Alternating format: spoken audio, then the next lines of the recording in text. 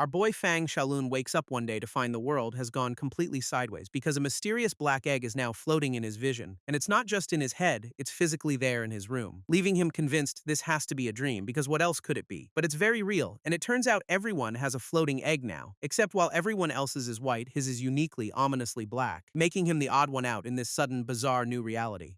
And to make things even stranger, his egg has a countdown timer on it, ticking down to something he absolutely has no clue about. He tries to ignore it and heads to his academy class, but the constant presence of the egg is clearly getting to him, especially since he's surrounded by classmates who all have normal white eggs. His friend Li Yan notices he's completely out of it and asks what's up, so Fang Shaolun desperately asks if he can see anything weird around them.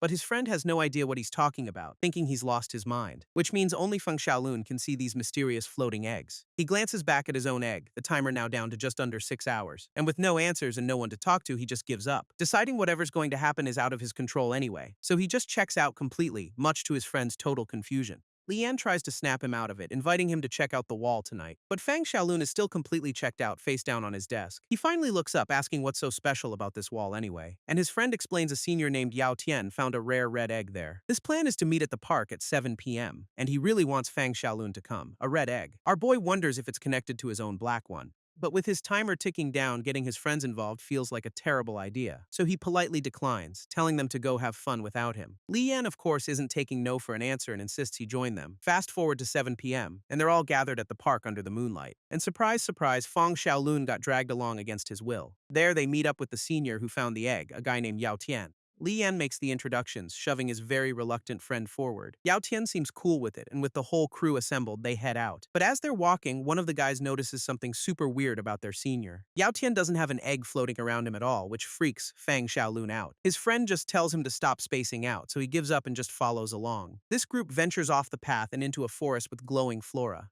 Apparently, this place is a protected zone with supposedly harmless little creatures. And just up ahead, they finally see it, a massive shimmering energy barrier called the Wall. Turns out this wall isn't just a local thing, it literally encases their entire world, trapping their whole city inside a giant bubble that has stumped scientists for ages. Staring up at the barrier, Fang Shaolun learns it's basically indestructible and repairs any damage, though legends say some have crossed to the other side, but for now that's just a story. He touches the shimmering surface, wondering if anyone on the other side is looking back. Right before Lian finally asks their senior about that famous red egg he found, Yao Tian responds with the absolute creepiest, most villainous smile imaginable, as his head completely dissolves into a mess of black, shadowy tendrils.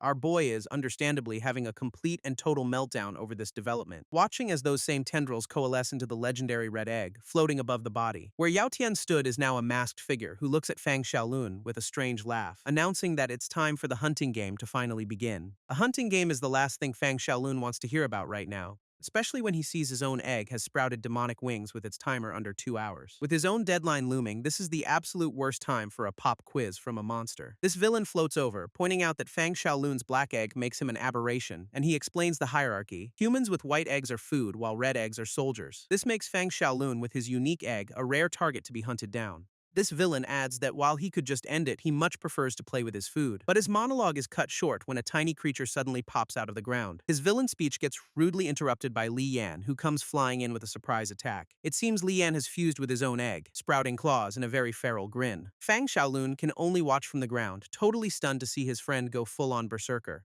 All that ferocity means nothing, as the villain casually blocks the attack and grabs Li Yan's arm. Fang Shaolun looks at his own winged egg, wondering why it's just floating there instead of helping. He's mentally screaming at it, wondering what the point of being special is if it won't help him now. This villain just scoffs at the idea, revealing a strange object in his chest and saying that's impossible. This revelation naturally does nothing to calm Fang Shaolun's nerves at all. He then drops a critical piece of lore. The eggs can't attack humans in their base form unless they fuse with a human, and he immediately starts chasing our boy to prove his point. Our boy immediately books it, barely dodging a swipe that tears up the ground right behind him. This monster stays right on his tail, relentlessly swiping and trying to pressure him into fusing. There's absolutely no way he's fusing with his egg just to become another monster like that guy. This desperate chase continues, with Fang Shaolun scrambling for his life through the glowing forest. But he's not nearly fast enough, and the villain lands a brutal kick right to his back, sending him tumbling hard across the forest floor. Before he can recover, the monster is already on top of him, pinning him to the ground. With a sadistic grin, the monster raises a clawed hand, ready to end this little game right now. Pinned and totally out of options, our boy can only stare up in absolute terror, as the villain conjures a swirling vortex of energy, leaving him to wonder if this is really the end. Just as the villain is about to finish him, his attack freezes mid-air, leaving him completely baffled, and our boy, equally confused but not about to question a miracle, sees his opening. This monster is completely paralyzed, unable to even twitch his claws toward the vortex. So seizing the moment, Fang Xiaolun sends the stunned villain flying with a solid kick. He doesn't stick around to ask questions and immediately decides running is the only sane option, and with his winged egg trailing behind him, he sprints deeper into the glowing forest. After running for what feels like forever, he has the brilliant realization that he's completely lost. But unfortunately for him, he's not as alone as he thinks, because someone is watching from the trees. He sprints right past a mysterious new guy with blue hair and a mask just chilling on a branch, and this newcomer seems to know what's going on, deciding to just observe the situation for now. Desperate for a hiding spot, Fang Xiaolun spots a cave up ahead and makes a beeline for it, where he finally gets a moment to catch his breath, completely exhausted from the chase. He then looks up at his egg, realizing it must have been the one that paralyzed the monster back there. But the egg gives no reply, and instead he sees the timer has suddenly jumped down to just 3 minutes, which sends him into a full-blown panic because he's sure there was way more time left. His mind races, thinking if this thing is a bomb, a tiny cave is the worst place to be. But when he tries to get up and run again, the adrenaline crash hits hard, leaving him too weak to move. Completely drained, he just slumps to the ground, figuring if he's going to die, it might as well be here, as the final seconds of the countdown flash before his eyes, ticking away what's left of his life. At the last moment, he just screams in defiance, telling whatever's coming to just get it over with. This final seconds tick down as he braces for whatever fresh hell is about to break loose, and the timer hits absolute zero with a blinding flash, but instead of an explosion, there's just nothing. He's still in one piece, staring at his egg, whose timer is now completely frozen at zero. Overwhelmed with relief, he can't believe he actually survived the countdown, rubbing his eyes as he tries to process this extremely anticlimactic doomsday. Just then, the black egg begins to glow, its surface shifting and changing shape, and Fang Xiaolun can only watch, completely baffled by this new development. This top of the egg cracks open, and a strange, ornate object starts to emerge, revealing a massive silver key that floats out with a strange energy. He just stares at it, having absolutely no clue what this key is supposed to do, but it floats right up to him, basically asking to be taken. So, with no other options, he cautiously reaches out and grabs it, and the moment he touches it, the key seems to activate something within the egg. This frozen timer on its surface completely vanishes, leaving it blank for a second, and holding this mysterious new item, he's more confused than ever about his situation. Then a brand new countdown appears on the egg, a full 24 hours. He's completely stunned, wondering why the timer suddenly reset with so much more time, but his moment of confusion is cut short by a sound from outside the cave, because the monster he just escaped has found him, and he looks absolutely thrilled for round 2. Just outside the cave, the monster casually strolls up, practically whistling as he closes in, while from a distance, our blue-haired observer watches the whole reunion about to happen, deciding this is way too interesting to miss and that he'll follow them but from the shadows, and with a quick leap, he's off to tail the action without being seen. Back in the cave, Fang Xiaolun is completely cornered, still trying to figure out his new timer, when the villain peeks around a rock with a grin that just screams round 2. Our boy is completely floored, wondering how on earth he was found so quickly, and the monster explains he was about to leave, but the kid's scent was just too good to ignore. With no other options, Fang Xiaolun desperately begs his egg to help him, promising it anything. But the egg just floats there silently, offering absolutely zero assistance. Then a shadowy tendril suddenly shoots out from it, latching right onto the villain's chest,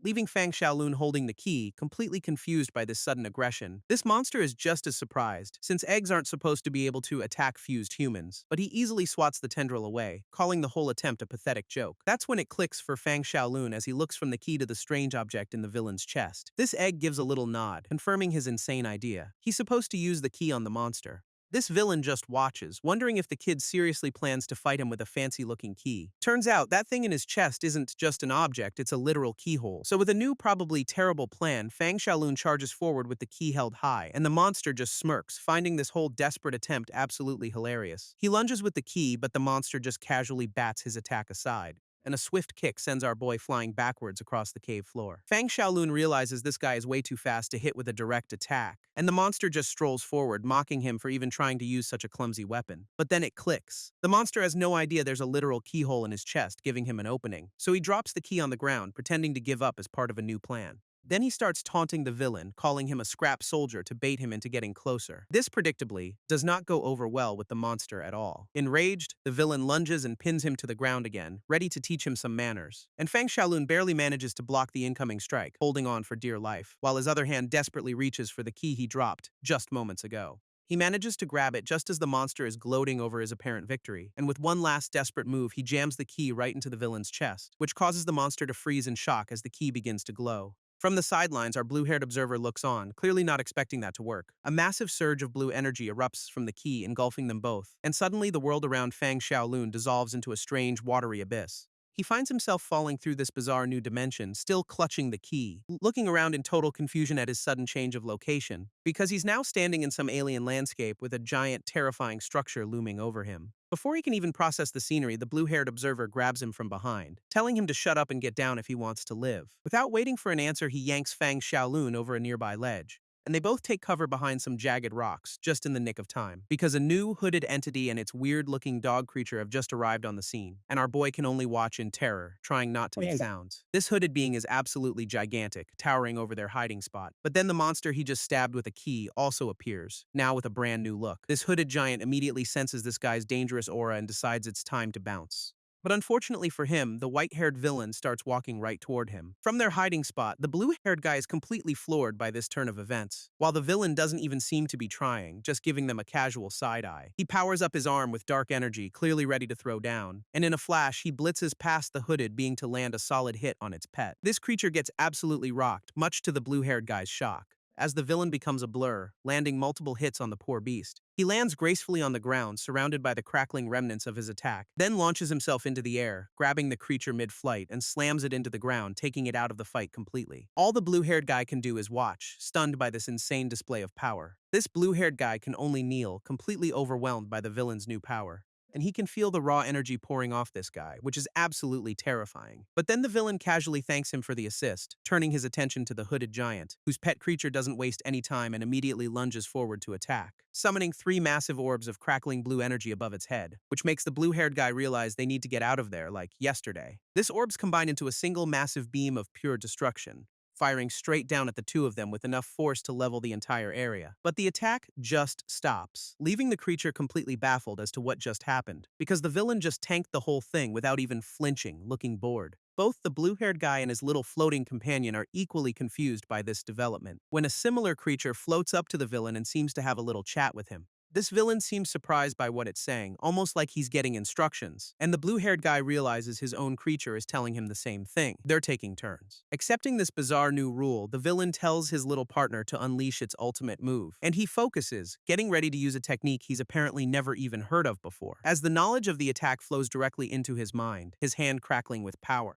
he unleashes a massive torrent of purple energy straight from the ground, sending the devastating blast rocketing right back at its owner, and the poor dog creature can only stare in horror as its own power is turned against it. This creature gets absolutely demolished by its own reflected power, completely disintegrating from the massive blast until there's nothing left. Meanwhile, the villain just stands there, basking in the glow of his new, overwhelming strength. From the sidelines, the blue-haired guy is just trying to process what he even witnessed, completely stunned by the sheer power gap between the two combatants. Just then, the villain's own little egg companion floats up, seemingly absorbing the leftover energy, and it looks like it's reaching some kind of limit, soaking up all that dark power, while the hooded giant watches from a distance as the villain turns to the blue-haired guy. This blue-haired guy realizes both of their companions are ancient relics, which should be impossible. This hooded giant scoffs at the idea, thinking there's no way these two could revive an ancient egg. He starts sending out a signal to his allies, telling them to get ready for a giant they've captured. Suddenly, Fang Xiaolun and the blue-haired guy are standing side by side, both equally confused. This giant decides they'd make a nice offering to his master and activates something on his gauntlet. A strange alarm blares as he powers up, ready to take them all on. Our two guys are suddenly trapped, unable to move as some kind of barrier forms around them. This giant explains it's an alarm, but it's not for his allies. It's for them. Before they can react, massive thorny tendrils erupt from the ground beneath their feet, forming into a massive monstrous creature that towers over them. Both of them can only stare up in horror at the new threat they're facing. And it's not just one. The entire area is now swarming with these things. Fang Xiaolun is completely overwhelmed by the sheer number of thorny creatures swarm them. But the blue-haired guy powers up, telling him to forget that and just focus on breaking out together. Before they can even make a plan, the thorny monsters start their attack. And the blue-haired guy immediately leaps into action, tearing through the horde with his energy blasts, moving like a blur as he effortlessly dodges and counters every single strike. Fang Xiaolun can only watch, completely stunned by how strong this guy actually is. He figures this guy has it handled and starts to back away, only for a monster to pop up right behind him, and as it lunges to attack, Fang Xiaolun somehow manages to react in time.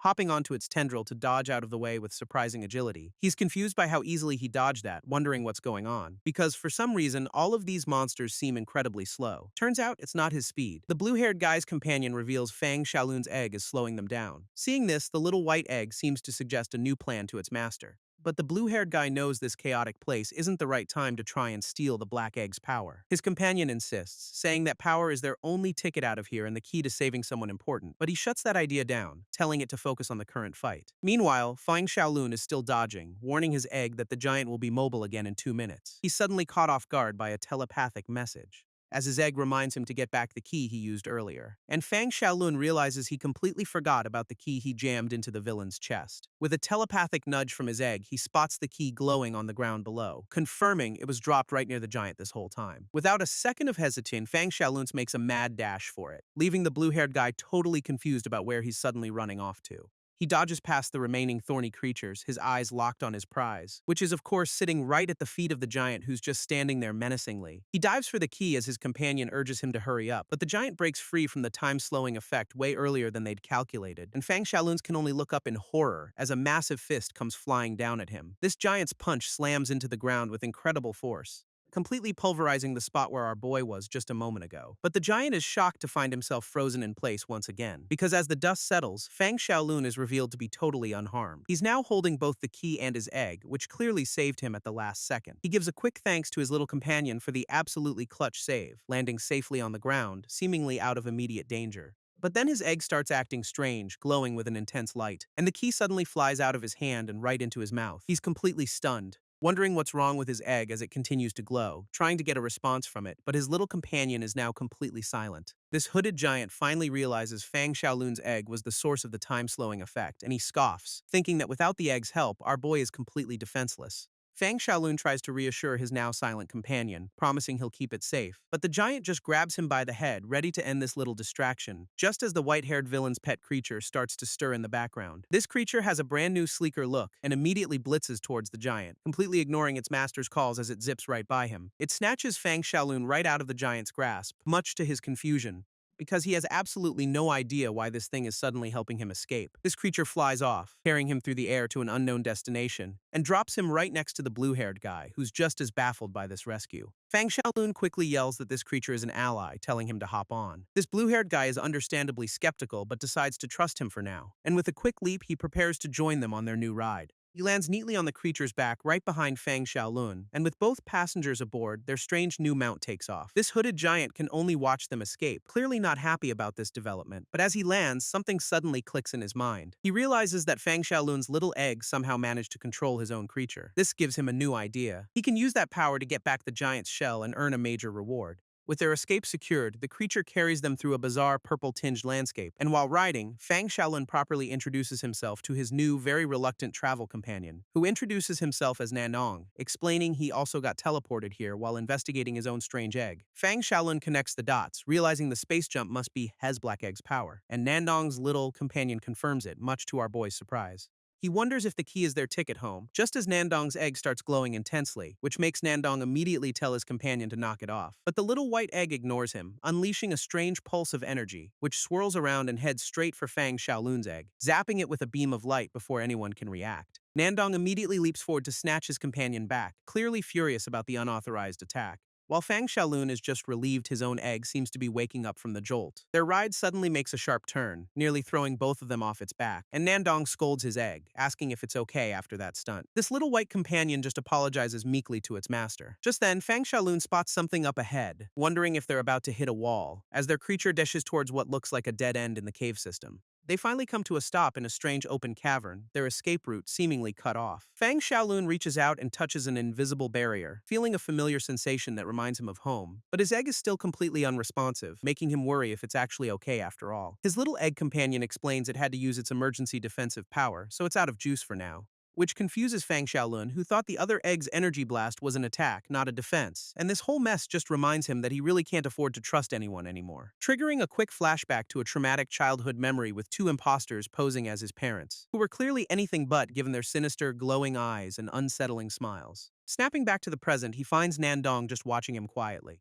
and Nandong breaks the silence, suggesting they should probably try to figure out their situation. This two of them stand on a ledge, taking in the bizarre, massive cavern they've been dropped into, where Fang Shalun lays out his theory that the villain was a door and the key was what teleported them, a theory Nandong actually agrees with, since the villain's absence is pretty solid proof. Fang Shalun stares at the key, realizing this little thing is the source of all their problems, and he turns to his egg, desperately asking for some clue about where they've ended up. But his companion remains completely silent and unresponsive, still recovering from the earlier strain. Suddenly, the little black egg zips forward on its own, catching both of them by surprise, and it starts using its sharp tail to carve something into the stone floor, leaving Nandong to watch this strange performance with a curious expression, while Fang Shaolun is just as baffled by what his partner is even doing. After a moment, the egg finishes its work, telepathically announcing it's drawn their current location, revealing a massive, incredibly complex diagram etched into the ground, which is completely unreadable to Fang Shaolun, who now wonders if they're trapped inside another egg's world. Nandong drops a bombshell, clarifying they're not outside the wall, but are actually still trapped inside it.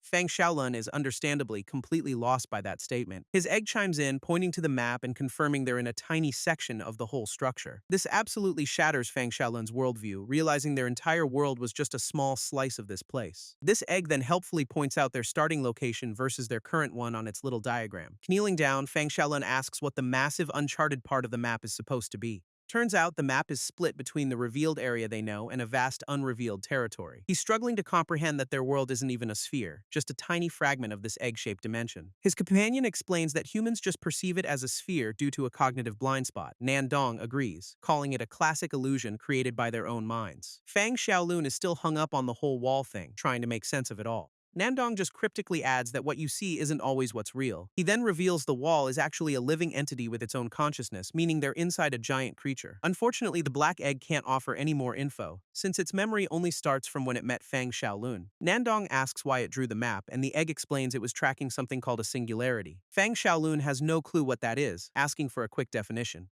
Nandong's companion explains it's a place where space and time are distorted. This black egg points to two spots on the map, revealing they pass through two singularities that connected different locations. Seeing a potential way out, Fang Shaolun asks if they can use those points to go back, but his egg immediately shuts that down, explaining the singularities disappeared the moment they were used. With the singularities gone, Nandong explains their only way home is to find a keyhole for the key to open. Fang Shaolun immediately connects this to the hole in the villain's chest, realizing that was their first door. Nandong confirms it, adding that the keyhole was generated at the exact same time as this dimension. So Fang Shaolun asks the obvious question, where is the keyhole for this place located? Turns out, it should have been right where they landed, but some unknown power interfered with the teleport. Nandong says that Force tried to send them somewhere else, but he thankfully copied the coordinates before their exit was hijacked. He's clearly worried, since if some local entity is powerful enough to mess with their portal, they're in serious trouble. This black egg chimes in, pointing to the map and revealing the hijacked keyhole is somewhere in the revealed area. Nandong asks if it knows where this place is, but the egg admits it has no clue since it appeared with the area itself. That's actually good news for Nandong, who realizes if it's in the known world, they can actually find it. But his sudden confidence and the way his own egg is reacting sets off some major alarm bells, and Fang Shaolun gets super suspicious, telling his companion that Nandong is way too calm for a guy who's supposedly trapped here. His egg advises him to play it cool, since Nandong clearly knows more than he's letting on and might be their only ticket out. Agreeing, Fang Shaolun decides their new plan is to stick to Nandong like glue and never let him out of their sight. Meanwhile, Nandong's egg quietly asks its master if they were being a little too obvious with their secret keeping. Nandong just tells it to drop the subject for now, while Fang Shaolun gives them a very confused side-eye.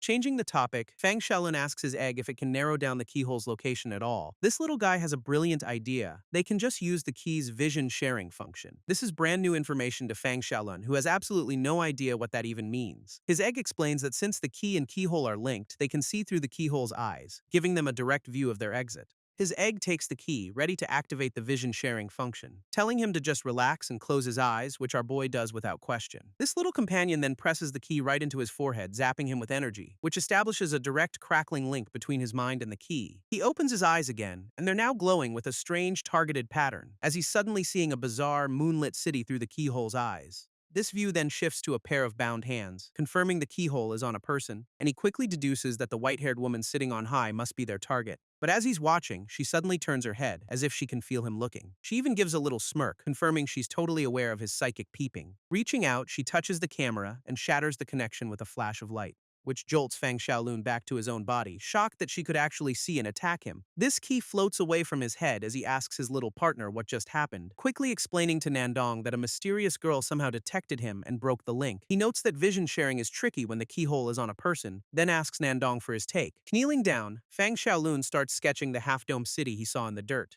adding the woman on the arch and explaining he heard a scream and saw her hands were bound. Nandong wonders if she's a prisoner or some kind of offering, asking for any other details. Pointing to his drawing, Fang Xiaolun adds that 2 other people were with her in a cave, and the vision confirms it, showing 2 hooded followers sitting below her on the strange arch. Nandong asks if he got a good look at the 2 followers' faces, but Fang Xiaolun explains they were huge and cloaked, so he couldn't see a thing. His egg suddenly interrupts with some terrible news. The key has a 21-hour countdown timer. Our boy is completely lost, asking what a lifespan for a key is even supposed to mean. Turns out when that timer hits 0, the key will just vanish into thin air. This revelation absolutely floors Fang Xiaolun, realizing they're officially on the clock. But before he can even process that, Nandong shushes him, sensing a noise from the cave, and their creature mount seems to feel it too, looking back towards the entrance. From the pitch-black darkness, a pair of glowing eyes suddenly appears, watching them. Nandong immediately knows they need to get the hell out of there right now. He looks ready to bolt, but it's already way too late for that, because a strange, blindfolded woman with green hair ambushes Fang Xiaolun from behind. Nandong yells out a warning, but she's already got him in her clutches. She holds him tight with a sinister smile, and our boy is absolutely terrified. Their creature mount then whips around and smacks them both, sending them flying into the cave. Fang Xiaolun struggles, realizing something is wrapped around his stomach that he can't break free from. His little egg companion gets knocked away in the chaos, crying out as it tumbles. This woman drags him deeper into the darkness, right towards those glowing eyes. Those creepy eyes just stare back as they're pulled closer and closer, leaving Nandong standing there completely stunned by the sudden abduction. This owner of those glowing eyes finally steps out of the shadows, revealing a ridiculously ripped, white-haired guy who looks way too smug for this situation. Nandong immediately powers up, ready for a fight to get his friend back. But the new guy is already holding Fang Xiaolun's little egg companion hostage. He casually asks to borrow the egg, while the blindfolded woman keeps a tight grip on our boy. Fang Xiaolun is completely thrown, wondering why this guy called his partner an ancient relic. Nandong demands to know how long they've been followed, trying to size up the threat. This woman just laughs, admitting they've been tailing them since the whole door villain incident. This news absolutely stuns Nandong. They've had a shadow this entire time and never knew. Getting impatient, the white-haired man cuts the chatter and demands an answer about the egg. Nandong fires back, pointing out that kidnapping someone isn't exactly a polite way to ask for help. This kidnappers mock him, wondering if he's even the egg's real master. And the big guy suddenly teleports to Fang Xiaolun, touching his chest right where the key is hidden. He gives a sinister smirk, having clearly found what he was looking for. With blinding speed, he launches himself directly at Nandong, who throws up a block only for the attacker to pass right through his arms. Nandong is in total shock, realizing the guy just phased through his body like a ghost. This attack continues, with the white-haired man passing clean through him without any resistance. He turns around with a cocky grin, having completely outmaneuvered him. Turns out it wasn't just one guy. He's created multiple copies that now have Nandong completely surrounded. Nandong is getting seriously confused as the white-haired guy keeps phasing right through him, and he finally realizes the clones were just a distraction for an attack from the real one. At that exact moment, the actual kidnapper appears right behind him and gets way too personal, taunting him about being afraid of his own face under that mask. This clearly hits a nerve, leaving Nandong completely stunned for a second. Enraged, he unleashes a massive energy blast to get the guy off him, but the attacker just floats back, laughing about how he's the first to figure out Nandong's little secret. Nandong keeps firing off these energy bombs, trying to hit something solid, which successfully vaporizes the clones but leaves the main duo completely untouched. From the sidelines, Fang Xiaolun desperately yells for Nandong not to fall for the trick. He points out that the real white-haired dude hasn't moved from his original spot this entire time. Nandong looks over, finally realizing he's been totally played. Fang Xiaolun explains he's been fighting illusions, questioning how they can even deal damage. This blindfolded woman just scoffs, saying one clone is more than enough to handle him. Their leader then smugly explains his power. He can swap his real body with his clones at will. His partner is shocked he'd just give away his ability, and Fang Xiaolun is equally baffled. This guy calls it a gesture of sincerity, which is a bold choice of words for a kidnapper. Fang Xiaolun realizes this means he's so confident he doesn't care if they know, and he really needs their help. Suddenly, the blindfolded woman snatches the key right out of his pocket, and in a flash, the real white-haired guy is behind Nandong, holding both him and the key hostage. This kidnapper asks if Nandong is his partner, but Fang Xiaolun internally admits they're just using each other. Nandong has the exact same thought. He's also just using the kid, so it's a completely mutual arrangement. His own egg confirms their survival depends on this, so it's on board with whatever he decides. Fang Xiaolun just watches this silent exchange, clearly feeling a little out of the loop. This white-haired leader decides it's time for negotiations, telling his partner to release Nandong. With his friend free, Fang Xiaolun steps up to ask what their terms are for letting him go too. He lays out his two conditions: release him, and then personally guide them to the city from his vision. Their leader seems pretty amused by the demand for a personal escort, of all things. His partner is furious that a hostage is making demands, but Fang Xiaolun calmly calls it a negotiation. This big guy just laughs, clearly impressed by our boy's absolute audacity in this situation. His egg advises him that since this guy obviously needs their help, he'll probably agree to reasonable terms. So Fang Xiaolun puts on a brave face, trying to look as confident as possible. This kidnapper stares him down, wondering where all this unearned confidence is coming from. But Fang Xiaolun doesn't even flinch, holding his gaze without a hint of fear. After a tense moment, the guy breaks into a smirk and agrees to the deal. He says fine, but adds a little condition of his own. The egg has to actually deliver on its end of the bargain. This little egg companion asks what exactly this mysterious task is. Turns out he needs its help to control something called the Giant's Shell. This name means absolutely nothing to either Fang Xiaolun or Nandong, who look completely lost. This egg just tells them to get moving, figuring they can sort out the details on the road. Fang Xiaolun asks if they can at least remove the weird binding on his egg companion, but their new leader just smirks, saying it's a precaution before telling them to get a move on. This little egg struggles against its restraints, clearly not having a good time. So Fang Xiaolun turns his attention to Nandong, checking to see if he's alright after that beatdown. Nandong just brushes him off, insisting he's fine and doesn't need any help walking. With a nervous sweat, Fang Xiaolun explains they have to play nice since he promised to help them. But Nandong is absolutely livid, making it clear there's no way he's cooperating with these people. Realizing he's pushed the wrong button, Fang Xiaolun decides it's best to just keep his mouth shut. As they start walking, he wonders why they aren't just using their creature mount to get there faster. But the white-haired guy just dismisses the idea, saying they have no need for it. Pulling out the key, Fang Xiaolun quietly asks his egg how much time they have to control this giant's shell. And the news is not great because they've got less than half an hour on the clock. His egg companion seems oddly confident, saying that's plenty of time, which only confuses him more. At that moment, their creature mount suddenly takes off, sprinting away from the group. It turns out Fang Xiaolun secretly sent it away, telling it to run as far as it can. This move actually impresses their kidnapper, who notes that the kid is surprisingly clever. He then reveals to his partner they were originally here to rescue a companion from some fishmen. Fang Xiaolun puts it all together, realizing they weren't the original targets at all. They just got caught in the crossfire. Their journey leads them to a strange eye-like pattern embedded in the cave wall, and the white-haired leader places his hand on it, seemingly opening a hidden path. This path opens into a massive, shimmering purple tunnel inside the cave wall, and Fang Xiaolun peeks inside, wondering if it's just some underground passage. Turns out, it's a straight drop into a bottomless pit with absolutely no stairs. Before he can react, the white-haired leader grabs him by the collar and with a solid shove sends him straight into the darkness. Our boy goes tumbling into the abyss, completely caught off guard. His little egg companion falls right alongside him, still tied up and helpless. Fang Xiaolun manages to grab onto it, using his partner to try and stabilize his fall. Up top, their kidnapper just smirks, clearly enjoying the free-fall entertainment. Then, another foot steps up to the edge of the chasm,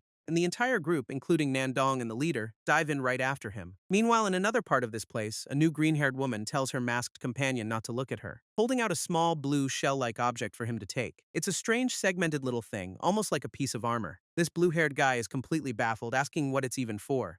As the white-haired leader plummets with new wings, a voice explains the shell needs to be stuck on his skin. This masked guy seems pretty hesitant to use the weird little artifact, so his partner tells him she's going ahead and that he needs to hurry it up. Back with Fang Xiaolun, he suddenly feels a weird itch on his neck while falling, and he reaches up to find that same blue shell has somehow attached itself to his skin, cracking it on impact. As Fang Xiaolun plummets into the chasm, the white-haired leader swoops in beside him, casually telling our boy to stop flailing and just mentally control the new wings on his neck. This kidnapper smirks, explaining it's a simple mind control artifact meant for flight. Fang Xiaolun yells back, understandably confused after being kicked down a hole and told to fly. With the bottom fast approaching, the leader tells him to get it together or become a pancake. He complains about this being a terrible way to ask for help while his egg companion urges him to try. He remembers the instruction to use his mind to control the device on his neck, and with the ground rushing up to meet him, he starts to seriously panic. He desperately focuses, trying to force the artifact to activate before he goes splat. This kidnapper just watches this whole ordeal, still holding the little egg hostage. Suddenly, the shell cracks open and a pair of massive purple energy wings burst out, latching onto his back just moments before he would have hit the ground. They slam into the cavern floor with enough force to completely shatter the rock beneath him, and just like that, he's hovering in midair, shocked that it actually worked. This unexpected display of power even catches the white-haired leader off guard. He notes that those wings are supposed to be delicate tools for flight, not destructive weapons. This leaves him wondering just how the kid managed to cause all this damage with them. Meanwhile, Fang Xiaolun is just thrilled he can fly, completely ignoring the near-death experience. This leader just smirks, finding our boy's unique abilities pretty interesting. Just then, the masked man from the other group flies over, warning him to be careful with his new toy. This leader calls out Nandong, saying he was also trying to probe his abilities, which is why his egg got smacked down so easily. Nandong's egg tries to defend him, but he just tells it to be quiet, knowing it's pointless to argue with this guy. Their leader just scoffs at the idea of communicating with a subordinate, prompting Nandong to challenge him to a rematch. But the guy just flies off, completely ignoring him and leaving Fang Xiaolun wondering why his new teammates are already fighting. His egg companion asks why he's acting so weird, and Nandong admits he's been on edge ever since the leader exposed his secret. He quickly reassures his little partner that he'll get his head straight and calm down. As they fly through a creepy-looking forest, the leader explains they've arrived at the Black Tree Nest, an ancient site.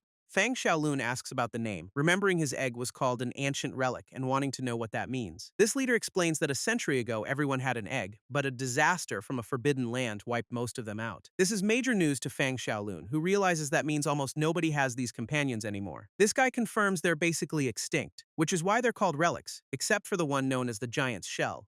Fang Xiaolun immediately connects this to their mission, asking what exactly he plans to do with it. His plan is to use the giant's shell to find something called the solitary flower of the Ilau tree. Fang Xiaolun has absolutely no clue what that is, of course. This green-haired woman starts explaining it's a cure for giantification, mentioning his hand and his mother before he cuts her off. But the damage is done. Fang Xiaolun now realizes the leader's hand and mother are both afflicted by this condition. It all clicks into place as the leader reveals his massive, skeletal-looking hand, explaining the need for the glove. This hand is clearly disproportionate, looking more like a monster's than a human's. He figures this giantification is probably still spreading, which has to be a pretty awful experience. With the stakes now clear, the whole group continues flying deeper into the ominous forest. This leader cuts to the chase, telling Fang Xiaolun to forget everything else and just find him that flower. So our boy agrees, but then circles back to the whole disaster from a forbidden land thing he just heard about. Turns out the leader's mother told him about it, calling their world the Egg of Life, which leaves Fang Xiaolun completely lost, asking what the hell an egg of life is supposed to be. But the leader says that's all he knows. His mom refused to share any more details. This leaves our boy to just process this new confusing piece of world-ending lore. Meanwhile, the masked guy asks if this forbidden land is the core area they've been searching for, and he confirms it's the same place, a location his group has been seeking for ages without any luck. Now that they've found a clue on the Black Egg's map, he knows Fang Xiaolun would be a huge target if anyone else found out. Fang Xiaolun then reminds the leader they have less than 21 hours to reach the city he saw, but with total confidence the guy says he knows the way and dives straight down into the forest below. Everyone else just has to follow him into the creepy woods, and after landing, they start walking through a forest filled with weird, pulsating pods. This whole group navigates the eerie path, with Nandong still getting a helping hand from the masked guy. This green-haired woman casually informs Fang Xiaolun that those pods are guardians, and they'd all be dead without her and the leader. He's pretty shocked to hear this, glancing over at Nandong's still-captured egg, realizing those creepy-looking pods are actually living, man-eating monsters. He peeks at one of them, understandably disturbed by the news. As they climb a set of stairs, the woman announces that they've finally arrived at their destination, leaving Nandong and Fang Xiaolun to wonder what kind of place this is. They finally arrive in a stone chamber, where a massive blue egg is suspended by heavy chains. Fang Xiaolun is floored, asking if this is the giant's shell he's supposed to control, but the leader just scoffs no, raising his glowing skeletal hand toward the object. And with a single gesture, the giant blue shell cracks wide open. Our boy is completely lost, looking back at his own little egg for some kind of explanation. This leader clarifies that the outer part is just a shell, and the real body is hidden inside. Turns out, the true target is a smaller, green, pulsating core chained up within the layers. Fang Xiaolun notes it's about the same size as his partner, but those green patterns look seriously dangerous. This green-haired woman adds that it grew all those layers in just a day, which is frankly terrifying. She walks right up to the broken shell, pointing to a specific, colorful layer inside, explaining this is the part that causes the giantification, connecting it to the giant spheres they saw in the sky. It finally clicks for them. Those spheres were created by this thing to spread the curse. She confirms this is how some unknown group ruined the world and seized power for themselves. As Fang Xiaolun wonders who they are, the leader steps forward to handle the relic himself. He plunges his massive hand into the core of the shell, grabbing the green artifact, and with a powerful yank, he rips it free from its chains. Holding the pulsating core, he declares that this thing is nothing but a curse on the world. This core suddenly speaks, telling the leader to show some respect for his elders. which sends the guy into a rage, yelling that there's no way he's helping it find the flower now. He then shoves the talking green curse at Fang Xiaolun, demanding he get it under control immediately. Fang Xiaolun's egg starts talking to the green core, which is apparently another ancient relic and also its grandpa. This green core explains the air is full of a deadly mist, and it only survived by creating a protective shell around itself.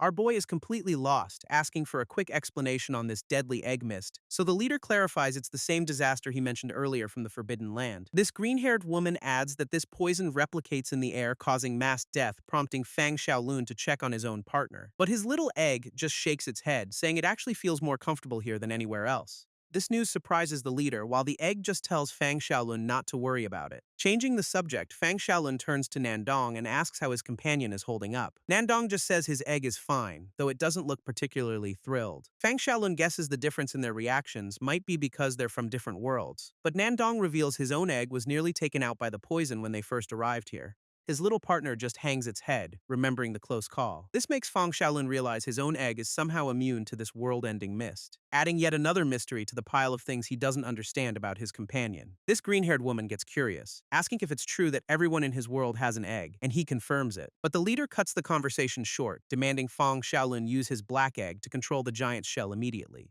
Fang Xiaolun asks for a bit of time, explaining his egg is still recovering after its last battle. Their leader, ever the patient one, demands an exact ETA. Our boy explains his egg is actually helping his body recover, and they should be good to go in about 15 minutes. This leader just scoffs at the idea, refusing to believe an egg could possibly be nourishing its owner. Fang Xiaolun's little egg insists it's telling the truth about helping him recover. But their debate is cut short when the green-haired woman yells that the leader's mother is awake. This news completely stuns the leader, who can't believe his mom is finally conscious. At that exact moment, the green core starts acting up, forcing him to order it chained back inside the shell, before he immediately bolts down the stairs without another word. He tells the rest of the group to keep up as he sprints deeper into the ruins, leading them through a confusing maze of tunnels that has Fang Xiaolun completely lost. Our boy suddenly notices the path ahead looks different from the rest of the ruins, and he remembers this place is supposed to be the Black Tree Nest, an ancient relic site. Running through a bizarre geometric hallway, he guesses they must be in the central zone. He then stops in his tracks, captivated by a massive mural on the wall, which depicts a giant being holding an egg while a line of tiny people walk towards it. A wild thought hits him. This mural might be a map of their entire Egg of Life world. He stares at the tiny dots marching into the egg, wondering if those are supposed to be people. Implications of this are clearly freaking him out, with Nandong right behind him. Meanwhile, Nandong's egg remembers they were told finding a certain artifact would lead them to the world's exit, and it points out a specific spot on the mural, thinking it might be a clue to that exit's location. But honestly, it's more worried about finding a way to free Nandong from the leader's control. Nandong listens to his partner, his expression hardening with resolve. He reassures his egg, revealing the leader modified him and is forcing him to help find some world-destroying egg to absorb its power. Nandong's egg reveals the leader's true plan is to use Fang Xiaolun to find the real exit from this Egg of Life, confirming his ultimate goal is to reach the wall and escape this entire bizarre world. As his partner wonders if they should try to absorb the power themselves, Nandong tells it to just stay quiet for now. This leader suddenly bursts through a curtain, sprinting into a private chamber ahead of them.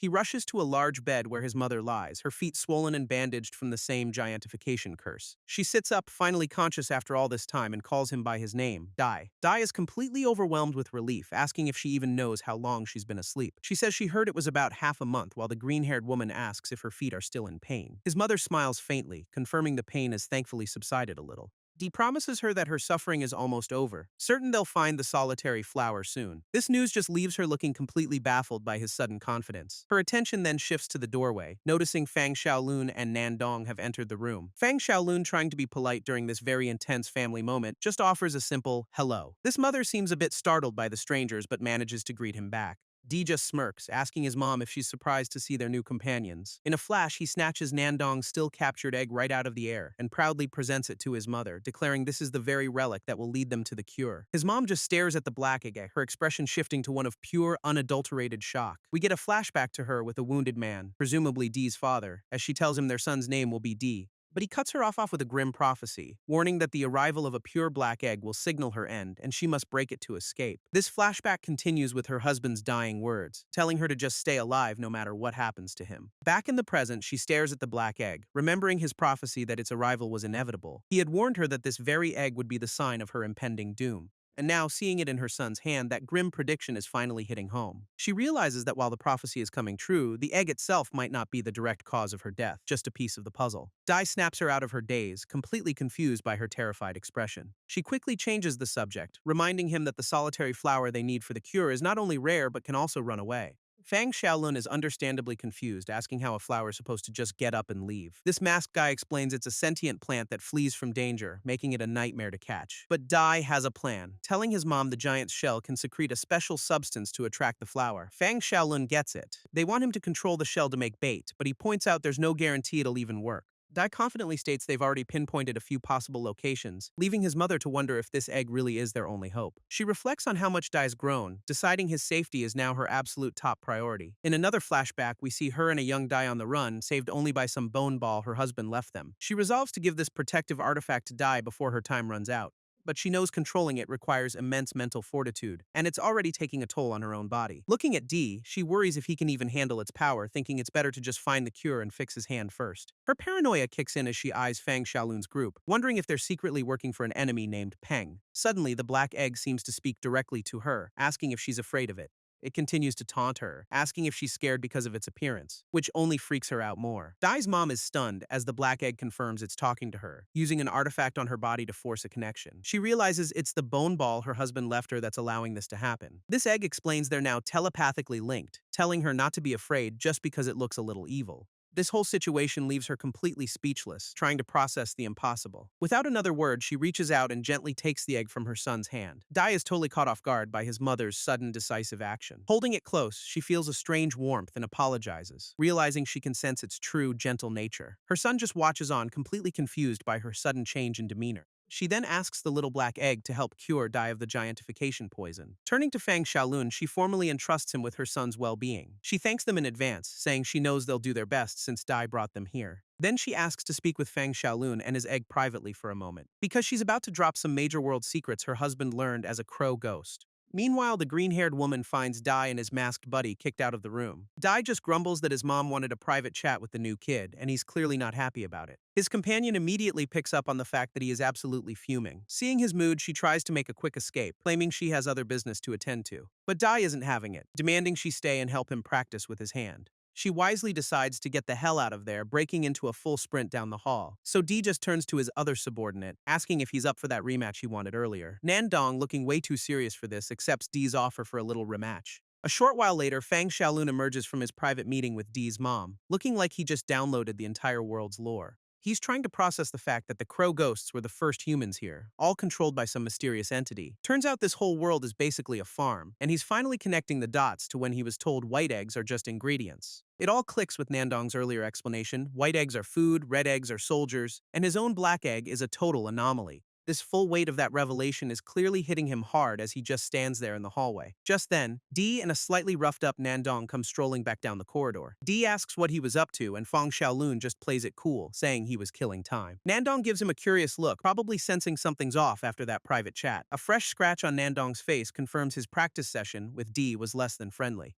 Fang Xiaolun points out his face is looking a bit worse for wear, but Nandong just deflects the question. Seeing D about to storm off, Fang Xiaolun quickly stops him, saying his mother wants to see him again, but D is having none of it, brushing him off and insisting it's time for them to leave. Our boy presses the issue, certain that his mom has something really important to tell him. D just scoffs, bitterly pointing out that if it was so important, she wouldn't have told an outsider first. Fang Xiaolun realizes D is just throwing a massive tantrum because his mom is worried about him, you absolute melon. With maximum salt, D sarcastically suggests Fang Xiaolun can just be her son now, since he's clearly just an outsider. He turns his back, taunting our boy to speak up if he has something to say, pretending he can't hear him. That's the last straw for Fang Xiaolun, who absolutely explodes, calling him a spoiled brat for his terrible attitude.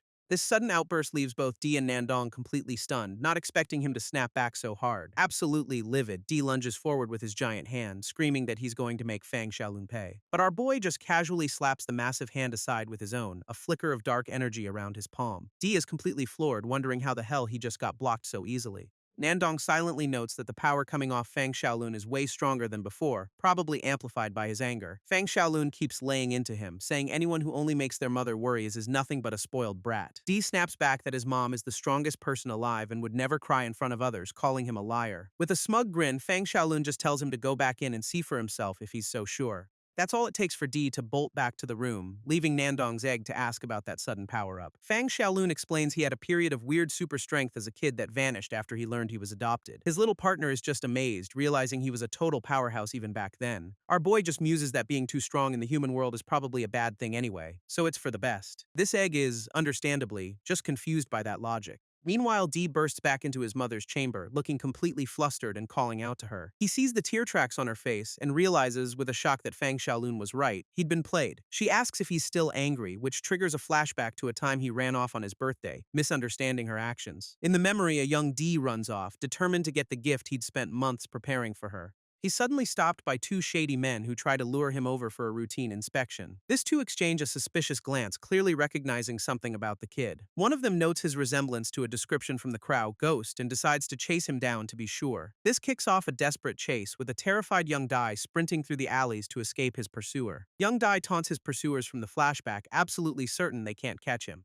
But one of the shady men is surprisingly quick, closing the gap in the narrow alleyway. Getting so close he's practically on top of the kid, when Dai's mom suddenly appears, intercepting the goon with a determined look. She takes the guy down with a single, decisive strike, ending the immediate threat, and without even breaking stride, she keeps moving to get them both to safety. This pursuer is left to collapse on the dusty ground as they make their escape. She tells Dai they have to leave now, but he insists on grabbing his gift from a secret base nearby, which is news to his mom, who had no idea he even had a secret spot. As they run past the fallen man, something very strange starts to happen to his body. A small blood-red plant begins to sprout right out of the wound on his back. Meanwhile, Dai leads his mother into a hidden grotto, explaining he found it by following a rabbit, and she asks what on earth he could have hidden in a place like this. He nervously explains that he knows they're in a hurry, but he spent a long time preparing her gift. He then reveals a beautifully carved, egg-shaped object he made just for her, leaving his mother completely stunned by the thoughtful present. Turns out he filled it with glowing stones that light up the entire grotto, making the gift shine with a soft, magical green light from within.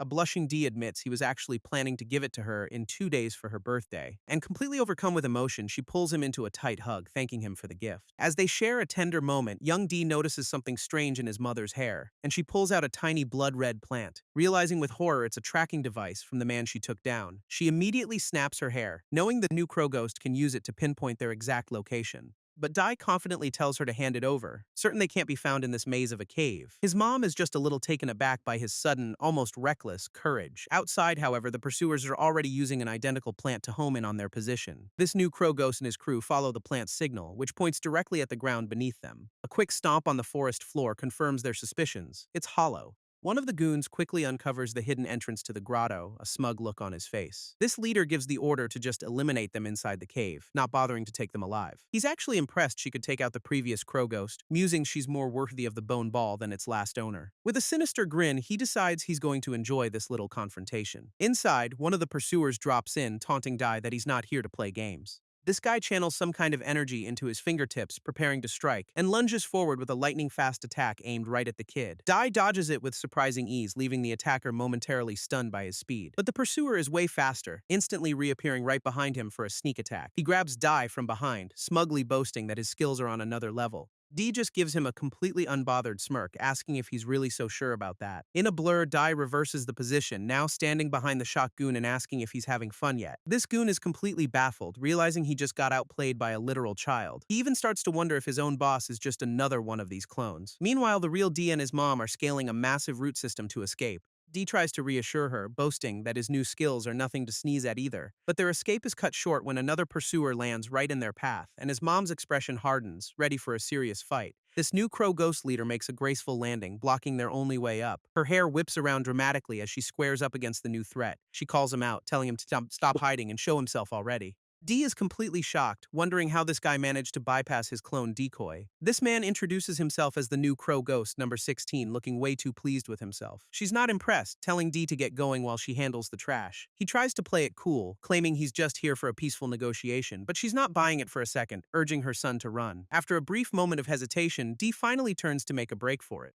She stops him, making it clear that when she fights, he can't be there to become a weakness. He looks her in the eyes and promises he won't get in her way. With the promise made, he finally sprints off to get to safety. As he runs, the Crow Ghost tries to start his little speech again, but Dai's mom just screams at him to cut the nonsense and get on with it. She immediately goes on the offensive, whipping her hair at the Crow Ghost with incredible force. And with a fierce look, she taunts him, asking where he thinks he can possibly run now. Her hair becomes a literal storm of strikes, hammering the guy from every possible angle, but he just smirks while blocking, admitting she's tough before saying it's time to end this. He gathers some nasty-looking red energy between his fingers, preparing a counterattack, and unleashes a massive blast that absolutely obliterates the ground where she was standing. Elsewhere, young Dai is hiding, trying to convince himself that his mom is the strongest and will be fine. He's just a terrified kid huddled in a cave, repeating over and over that she's going to win, when a sudden noise makes him jump, his eyes widening with fear. He immediately snaps into a defensive stance as a shadow falls over him, demanding to know who's there. But it's just his mom, looking pretty beat up but very much alive, telling him it's her. Overjoyed, Dai rushes out to her, celebrating that she actually won the fight. As he hugs her, however, he notices a nasty gash on her leg, realizing she's hurt. She tries to play it cool, smiling through the cuts and blood to tell him she's all right. He's not buying it for a second, pointing out she's covered in wounds, but she just insists she's fine. This breaks him, and he tearfully begs her to let him stay and fight with her next time, promising to get stronger. She gently comforts him, making a deal that once he's all grown up, he won't have to leave her side. This kid immediately offers to carry her, but she just chuckles, saying he's way too small for that. He puffs out his chest, insisting that he's actually super strong for his age. She agrees with a warm smile, promising that when he's older, he can carry her while they travel the world together. Young D is absolutely thrilled, promising his mom they'll travel the world together when he's bigger. And with that sweet memory of their bond, the long flashback finally comes to a close. Back in the present, his mother starts explaining their difficult past and his hatred for his crow ghost father. Dee immediately shuts her down, refusing to even hear the man's name mentioned in front of him. But she drops a bombshell. His dad was the one who gave her the bone ball to save them both. He just scoffs at that, pointing out they've been hunted for decades anyway, so what's the difference? She clarifies that the crow ghosts aren't just after the bone ball, they're really hunting for something else. A small, intricately designed box she's kept hidden this entire time. He's completely baffled by the reveal, asking her what could possibly be inside it. Turns out, it's a rare living candy that formed inside the legendary egg of life. She tells Dee that since he's stronger now, it's his duty to protect this item from his own father. This path of getting stronger, she says, is the only way he can ever hope to escape his destiny. Staring at the box, Dai seems to finally understand the true weight of his family's situation. His mom admits she once thought about trading it for peace, but their enemies have pushed them too far. Now, their only option is to fight back and become even more powerful to survive. With a new fire in his eyes, Dai clenches the box, accepting his mission. A short while later, he's back with the crew, announcing it's time to go find the flower. He declares with renewed purpose that they're going to tear this giant's world apart. Fang Xiaolun just smirks, glad to see his rival has finally gotten his head back in the game. After an hour of searching, Nandong's egg complains about a weird smell, but Dai can't sense a thing. Turns out the weird smell is coming from a cliff, so the crew starts scaling it to investigate. And Fang Xiaolun quickly pinpoints a strange crack in the rock face as the source. With a massive heave, he rips a glowing root-like blue vine right out of the cliffside. But it's not the flower they need, and he tells Dee it won't even bloom for another 6 months. Dive realizes they'll just have to wait and try to cultivate the plant themselves. But Fang Xiaolun panics, insisting his mother's condition is too severe to wait that long. At that exact moment, the ground beneath them starts to violently shatter without warning, and a massive shadowy hand erupts from below, trying to snatch Fang Xiaolun, revealing a colossal hooded entity holding some other guy hostage in its palm. This hostage, however, looks way too relaxed, even complimenting them on finding the plant. He smugly informs them they failed to get the flower, so they might as well just give up now. This new villain seems to know Fang Xiaolun, taunting him for still being so arrogant after all these years. And Fang Xiaolun's face drops, recognizing him as one of the puppets from his past, which earns him a death glare from the giant, who's not a fan of its master being insulted. Fang Xiaolun just laughs, mocking the guy for becoming a crow ghost and reminding him his own master also fell to his mom. This villain admits his master's death was a shame, but now he's back for revenge against the trash who beat him. With a nasty grin, he declares they've returned to use our heroes as target practice. Dai immediately steps up, telling Fang Xiaolun to grab the vine and get Nandong out of there. But Fang Xiaolun shoves his hand away, absolutely refusing to run and leave him behind. He declares that he and his mom survived by never being a burden, which just confuses Nandong. This puppet villain smirks, telling them to stop arguing since they won't be escaping this place. And both Dee and Fang Xiaolun brace for a fight as the enemy goons start to move in, revealing they're completely surrounded by the Crow Ghost's crew with nowhere to run. This puppet then drops a bombshell, casually mentioning his own father is on his way to deal with Dee's mom, which completely stuns Fang Xiaolun, who seems to know exactly who he's talking about. Suddenly, we cut to Nandong, who's overjoyed that his little black egg has finally woken up. But the egg itself is totally disoriented, wondering where in the world it is. Nandong explains they're in a hidden base called 0 Point, located deep beneath a lake, and the egg, still dripping black goo, just seems more confused by the name. He tells it to relax, promising to explain everything after they prepare for a collection mission in 2 hours. And the egg seems to process this, still cradled in Nandong's hands. Just then, the rest of the crew walks in, and the egg is shocked to see 2 other eggs with them. So Fang Xiaolun lays out the plan. He and the white-haired girl are going undercover as ingredients to infiltrate an enemy test site. Meanwhile, the blindfolded guy will stay on the perimeter to act as their eyes and ears, which makes the little egg pipe up, wanting to know what its job is going to be. Nandong says they're sticking with Dai to track down his sister and a new target called the Eggman. Predictably, the egg is completely baffled by the name Eggman, so Nandong clarifies this new guy is now in charge of the collection and will be escorting the goods. Apparently, this Eggman is also the one who taught the Red Skins everything they know about the Egg of Life, making their new mission to get a hold of him and force him to reveal the way out of this place. Dee explains their original rescue plan is now totally shot thanks to this new Eggman guy, and his little egg is worried their disguises won't hold up against a high-level opponent. Turns out it's right to worry. Dai confirms the Eggman has some kind of enhanced perception. This crew's new strategy now hinges entirely on the Black Egg's unique ability to counter him, which just confuses the egg since its energy manipulation skills are basically useless. But Dai clarifies they don't need energy blasts, they need its secret time-stopping power. He reveals that while the egg was unconscious, it somehow managed to stop time on 3 separate occasions, which is understandably brand new information for the little guy. Dai insists it happened, even if just for a few seconds, but the egg has absolutely no memory of it. He figures it must have been dreaming and asks it to try and remember what it saw. This egg starts to recall a very strange dream about a giant, disembodied brain which was apparently trying to recruit it for a fun little destroy the world project. In that same dream, it also saw a creepy, half-bodied version of itself, a monstrous doppelganger that looked like something straight out of a nightmare, and this thing was trying to force the egg to pledge allegiance to the giant brain. After having this nightmare on a loop, the egg snaps back to reality, totally disoriented. And Dee immediately points out that it just did it again. It stopped time. This egg looks around and realizes everyone is frozen solid, finally believing it has this power. With that confirmed, Dee lays out the mission. Use the time stop to get a tissue sample from the Eggman. This egg is on board but has one simple question. Where exactly is this 0 point they keep mentioning? This egg asks Dee how they're supposed to contact Nandong now that he's already left for the mission. So Di points to his ear, explaining they've got some fancy new comms gear, which are basically mind-controlled earpieces that connect and disconnect on command. Right on cue, Nandong's voice chimes in, announcing he's already found the Redskins' base, and Di is completely floored to hear it's hidden right underneath their school. This scene then flashes back to Di's arrival, where he's piecing together that 0 point is just Nandong's other personality. And he recalls wondering why anyone would trust this guy's crazy stories about resets. Turns out, nobody believed him at first, not until he showed them some damning video evidence. This egg, listening in on this memory, gets curious about the video, and Dee explains it was footage of people from another Egg of Life being hunted down. He says they got the intel by listening to the conversation of 2 humanoid creatures in the recording,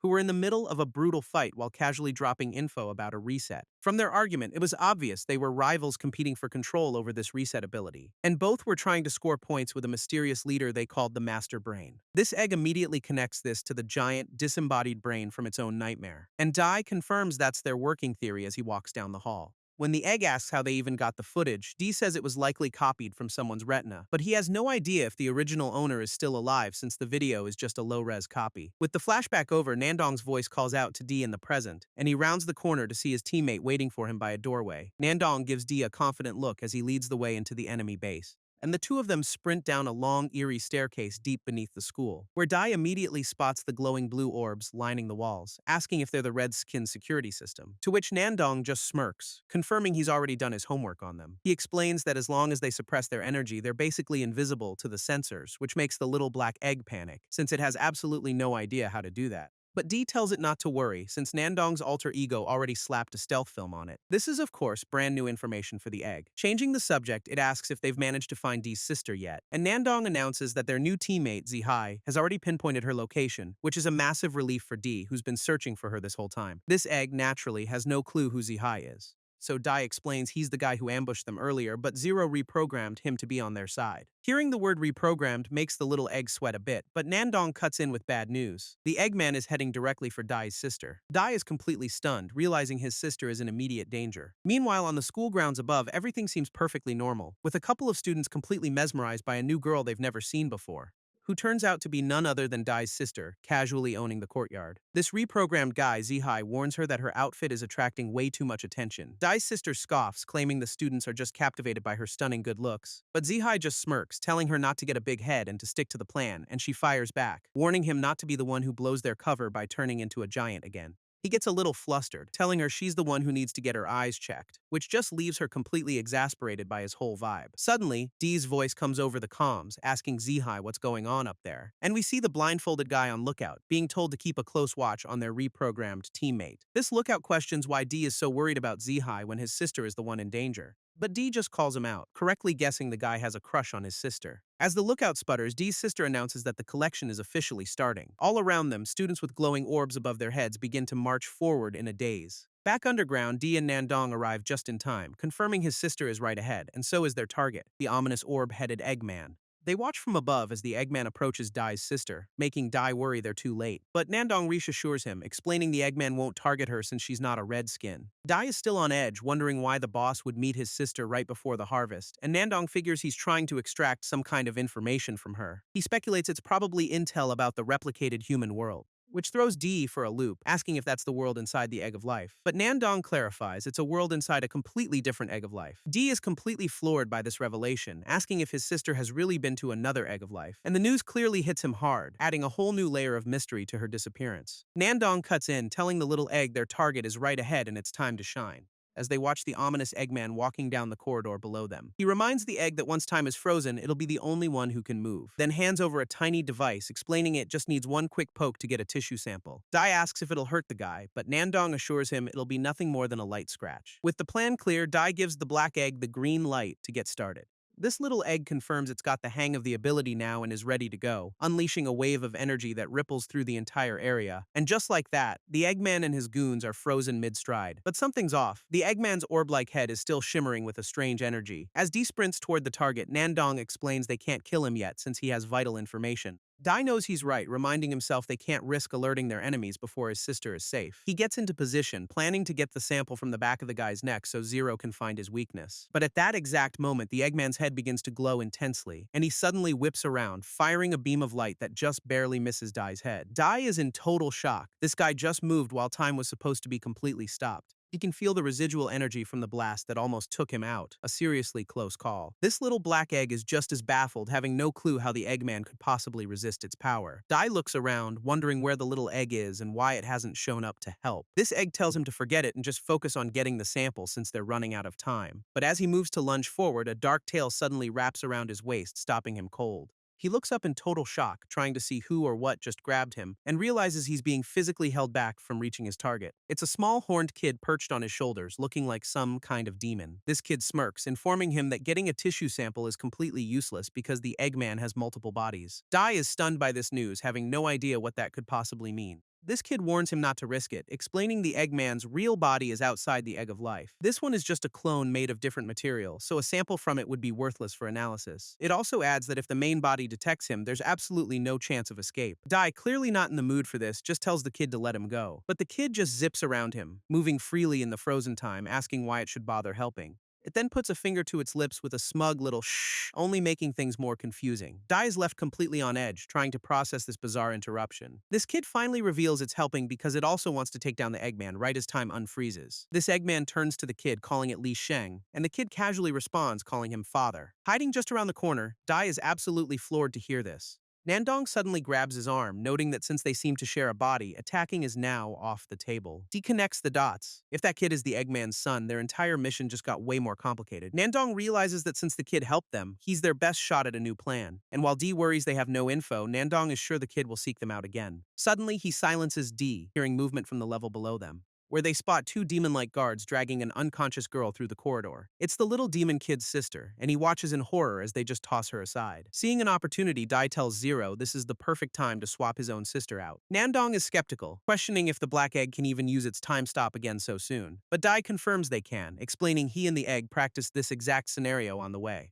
This little egg chimes in, saying they've got the timing down to a 1 or 2 second window. Still, Nandong points out the real problem is the master brain reading Dai's sister's mind. He then reveals a different cracked white egg that's crackling with energy, explaining that while time is stopped, the master brain can't read minds, but getting this egg close is risky. Dai immediately comes up with a solution, suggesting they split the time stop into 3 short bursts. Nandong gets it instantly. The goal is to get the mind reading done first. Dai then asks the white egg, which he calls Silver Pillar, if it can shrink its body at will, and the little egg enthusiastically confirms that it can. With every piece in place, Dai declares their new plan is a go. Down below, the guards stand over the unconscious girl, completely unaware of the team above. This plan is simple. The silver egg will read the girl's mind and then perfectly replicate her appearance.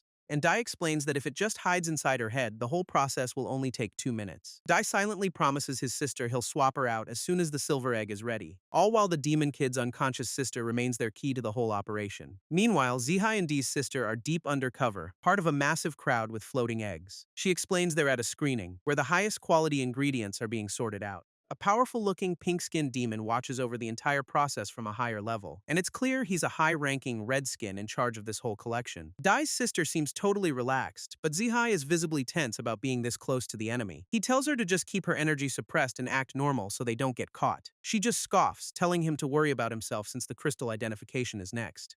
A guard uses a special scanner to check the quality of each person's egg, which glows a different color based on rank, purple being the absolute best. Dee's sister is confident, remembering their stolen crystal, already tested purple in their prep. This guard steps forward to scan her egg, putting their entire infiltration on the line, and the device lights up with a brilliant top-tier purple glow. She gives a subtle, satisfied smirk, knowing their plan is working perfectly. This guard immediately directs her down a separate, more exclusive-looking path, which definitely catches the eye of the pink-skinned supervisor watching from above. She walks on, having passed the first major checkpoint without a hitch. With one of them successfully through, the supervisor seems to approve. But now it's Zihai's turn, and he looks way less certain as the scanner moves toward him. This scanner moves over Zihai's egg, but instead of purple, it glows a solid, unexpected blue, leaving him completely blindsided by the result they were supposed to have faked perfectly. While his teammate walks down the VIP path, he's stuck in the main line with the rest of the crowd. Di's sister radios in, demanding to know what's going on with the blue light, and explains that Zero might have boosted the crystal's data to speed up the harvest. A guard informs her that blue and yellow eggs are separated from their hosts, asking for her decision. Zihai tells her to just let it go, promising to fake his own demise and catch up later. She immediately questions why he can't just make a run for it right now, but he grimly informs her that escaping from his current spot is not an option. In his group, a demon guard starts making the rounds among the dazed students and proceeds to extract some kind of brain-like essence directly from a person's head. He consumes it on the spot, enjoying a little pre-harvest snack, which is just horrifying. Zihai realizes the area is crawling with red skins, and they're all just casually feeding on people before the eggs are even collected. Unfortunately for him, one of the demons eyes him up, thinking he looks particularly delicious. Zihai instantly tenses, knowing he's just been marked as the next meal on the menu. Back with Dai's sister, a guard tells her this little problem should be easy for her to handle. She just smirks, confidently playing her part and agreeing without hesitation. With that, she continues down her exclusive corridor, leaving Zihai to fend for himself. Two winged guards now flanked her, escorting her deeper into the enemy's facility. Nandong watches the guards below, wondering why the hell time stop isn't working on them, and points out to Dee that even their little egg, Zero, is stuck in the time freeze with them. Dee connects the dots. It seems the time stop is a one-and-done trick against red skins. This little black egg is totally bummed, wishing it had just rescued his sister the first time around. Dai asks Nandong if they even stand a chance against two of these demon guards. Nandong lays it out. Zero might take one, but they're too weak, and reinforcements would be on them in seconds. Realizing they're outmatched, Dai tells the black egg to prepare its time stop for the guards below. This little egg looks nervous, but gets ready to unleash another time freeze. But Nandong calls it off, saying since the ability is a one-shot, they can't afford to waste it here. He decides they'll stick to the original plan to swap his sister out later, since Silver Pillar is with her providing intel. Dai reluctantly agrees, so Nandong offers to disguise the black egg to help with their infiltration. This little egg sweats a bit, but accepts its new role as a generic food egg. Elsewhere, Dai's sister is grouped with other high-quality candidates, each with an egg floating overhead. She's unimpressed, thinking that with only 5 of them chosen, the risk of exposure is ridiculously high. This entire group is then loaded into a cage-like elevator and sent deeper into the facility. She maintains her composure, playing the part of a clueless captive perfectly. As they're herded into a literal cage, she can't help but find the whole setup a bit primitive. She walks calmly with the other candidates, not drawing any attention to herself. Taking stock of her surroundings, she sees there are only about a dozen people in their small group. She analyzes the nearby energy signatures, sensing that something about this situation is definitely off. Dai's sister scopes out the area, spotting 2 more high-value targets just as a tasting session is announced, and she realizes the whole event is happening on the floor directly below their group. Down there, a bunch of high-ranking demons are gathered around a long dining table, ready for a feast. This pink-skinned supervisor is front and center, clearly a VIP at this little get-together. He and his buddies look way too excited for whatever is on the menu, and she quickly counts 4 high-level red skins in the room, making this a seriously dangerous party. Meanwhile, Nandong is posted up on a nearby rooftop, keeping watch over the school. He radios in, warning her that the selection process is about to wrap up. She calmly acknowledges his update, not showing a hint of concern. Nandong urges her to bail, explaining that if their other plans fail, she needs to get out before things kick off. But she's not having it, basically calling him a coward for even suggesting they run. He fires back, asking if her danger sense is broken because this situation is an obvious death trap. She just scoffs, reminding him that big risks often lead to big rewards. He tries to argue that this time is different, but she's already made up her mind. In her view, the perfect opportunity is right in front of her, and it seems she's not the only one who thinks so as the little demon kid, Li Sheng, watches her from above. He silently drops down from his perch, heading straight for the crowd, and lands right behind her, asking how long she's known he was there. This kid casually explains he's blocked the guard's senses so they can have a private chat. As he puts a hand on her shoulder, she realizes this must be the kid Nandong warned her about. This kid compliments her on being so calm, which is a pretty bold move for a first meeting. She just cuts straight to the chase, asking him what exactly he wants from her. He's impressed by her directness and tells someone to come on out, revealing his little sister, who's been hiding behind him this whole time. Dee's sister is definitely not expecting to see a small child in a place like this. This kid lays out his plan. He'll turn his sister into an egg and swap her with the one she has. She glances up at her own egg, probably wondering how that's even possible. His sister timidly adds that all they need is for her to be smuggled outside the walls. In exchange for their help, the kid promises he'll get them through all the security checkpoints. And just like that, Dis sister realizes this is the massive opportunity she was waiting for. Elsewhere, Nandong is on comms, confused about why she suddenly changed plans to join the VIPs. He's waiting for her to report back, but she did warn him to be careful of Zero. This little disguised egg overhears this and immediately starts sweating bullets. Turns out, the Dragon Kid told her that the Zero currently with them is actually a replica. Nandong's mind is racing. If this is a replica, when was the real one swapped out? This egg's nervous reaction pretty much confirms he was replaced when he first visited the school. With everything up in the air, Nandong tells his crew to just stay sharp and adapt to the situation. He relays the rest of the intel. His sister has a vital secret and can't die, so the egg is sneaking her out. This replica egg is now wondering if this whole story from the Dragon Kid is just a trap. But Nandong trusts his instincts, remembering he felt something was off when he touched his sister's head earlier. Nandong explains the plan. His sister will be sent out since she needs to be near an exit to generate a body. And the replica egg sweats nervously as he adds that another teammate is watching that exit to give them a heads up. Meanwhile, Zihai is in an elevator with other captives, having decided to regroup after a Redskin consumed his egg. He's trying to figure out the enemy's new plan since the Redskins have apparently locked down the original exit. This elevator doors open to a long corridor where a guard is waiting to receive them. Still behind bars, Zihai figures his group must be the last batch of high-quality ingredients for the feast. As their cage is lowered, it's pretty clear the Redskins are getting impatient to start the main event. Down below, the pink-skinned supervisor officially kicks off the banquet, telling the other VIPs to take their seats. Both Zihai's and Dai's sisters' groups are lowered into view, presented like the evening's entertainment.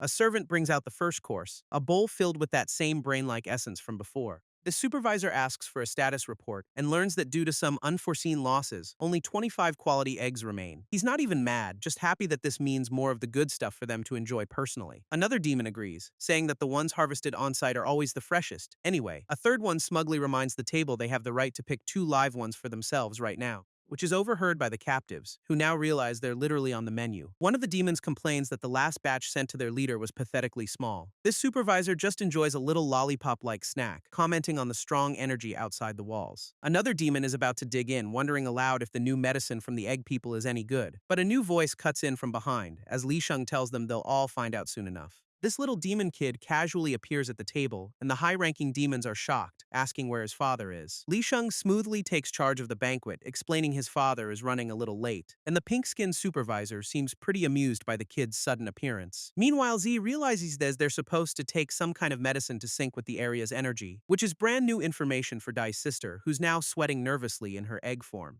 Back at the table, one of the demons tells the supervisor it's his turn to pick 2 captives for the kitchen, and Dai's sister immediately freaks out, knowing if that guy picks her, the whole plan is toast. Zihai tries to reassure her, saying they look totally different from their usual combat selves. With that, the pink supervisor gets up to make his selection personally, and slowly makes his way over to the cages. He strolls past the captives, ready to inspect the merchandise up close and personal. This demon casually comments the healthier-looking people usually produce the best-tasting eggs, his gaze sweeping over the group containing Dee's sister, sizing them all up. He takes a moment, genuinely pondering which 2 unlucky souls to choose for dinner. Suddenly, a spotlight falls on Zihai and the guy next to him, marking them as the chosen ones. This supervisor gives a satisfied smirk, clearly happy with his picks, but then Li Sheng pops up, commenting that the supervisor has the same good taste as him. This supervisor is immediately offended, telling the kid not to dare compare their tastes. He then clarifies that the kid guessed wrong. He's actually picking the 2 next to them. Li Sheng just plays along, offering to grab the new selections and send them off to the kitchen. But the supervisor stops him, saying he wants to handle this fresh batch himself. Li Sheng just smirks, sarcastically complimenting the supervisor on his excellent taste, and Zihai watches from his cage, thinking this little dragon kid might actually have these demons handled. This supervisor proudly presents the 2 eggs he's just acquired from the new selections, while the 2 captives they came from are left unconscious on the floor.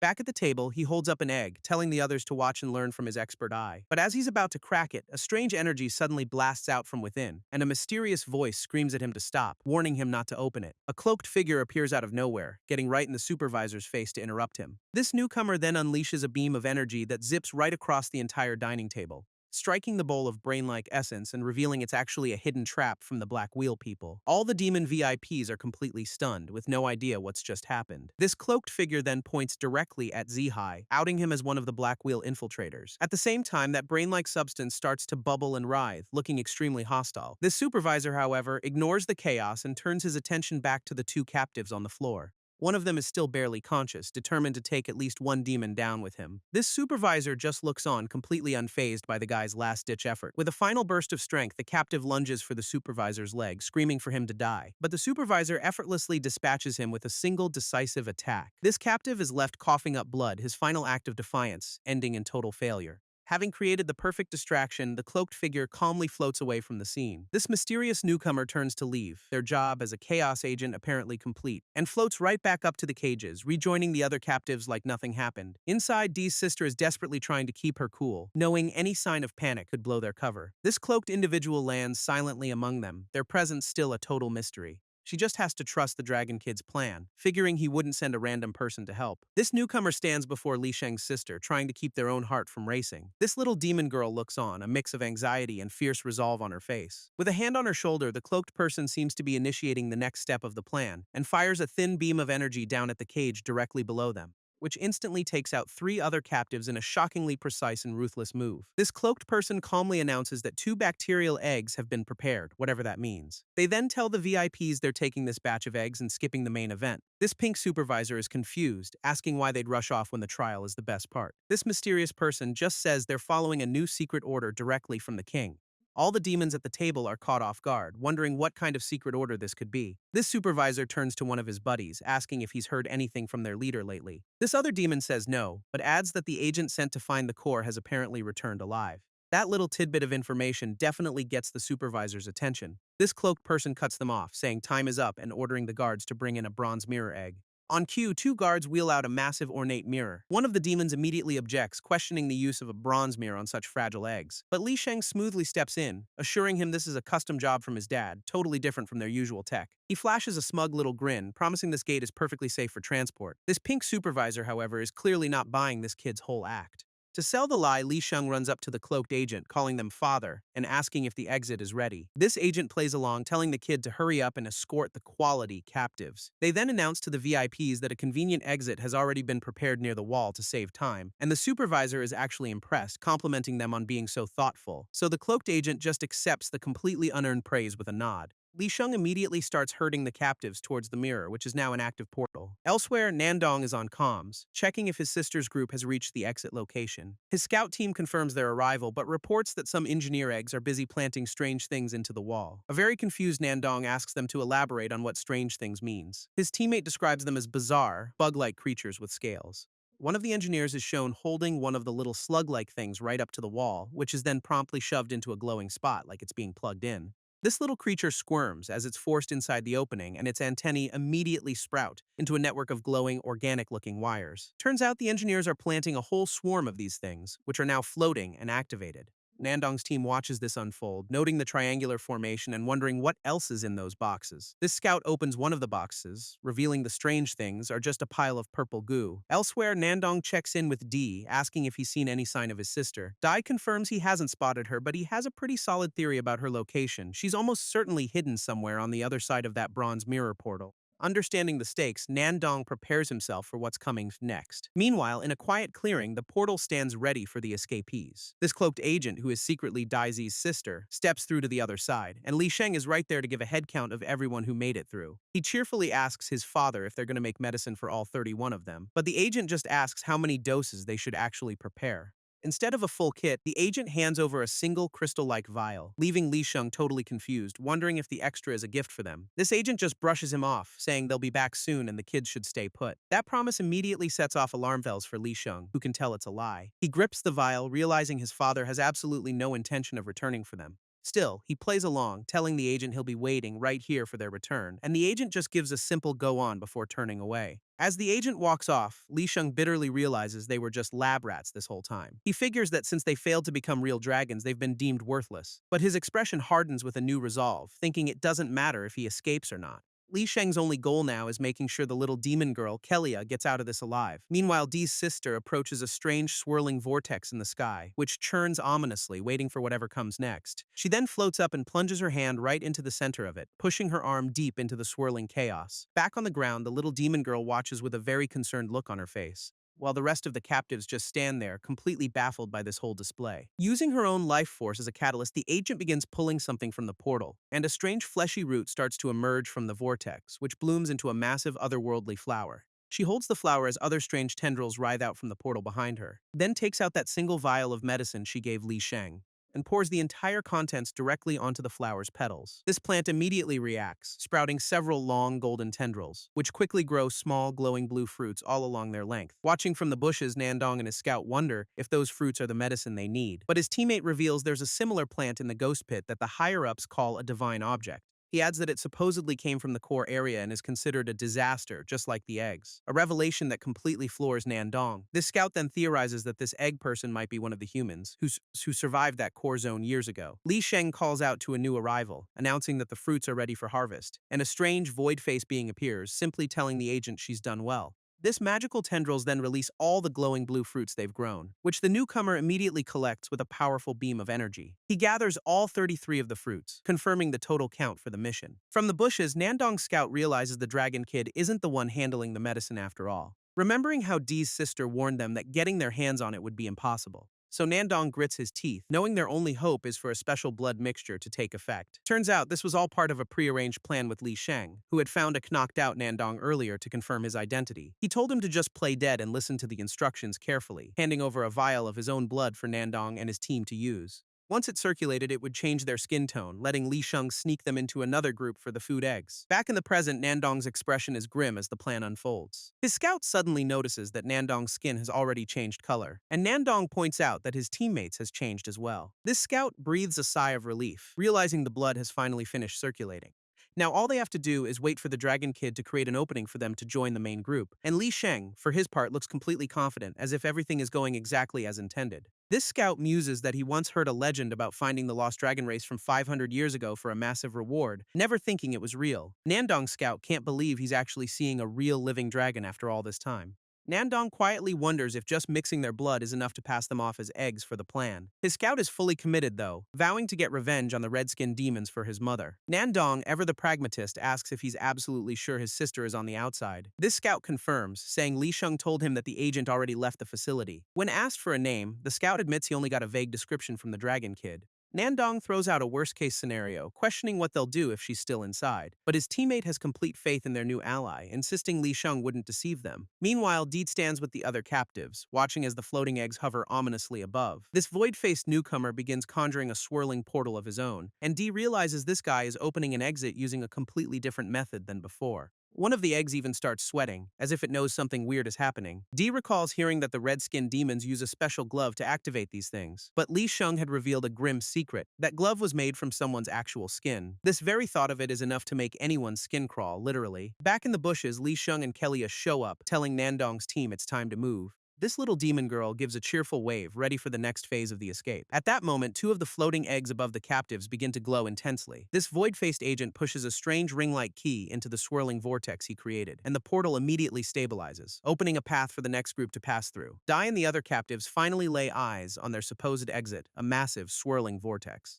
This void-faced agent stands before the portal, holding the glowing fruits he collected, which are now contained in a swirling ball of dark energy in his palm, and with a single clench he crushes them all, releasing their power in a flash, leaving the entire crowd of captives staring with their mouths hanging open in shock. One of the glowing blue fruits then shoots directly towards D, who opens his mouth to catch it, managing to snag the little power-up right out of the air.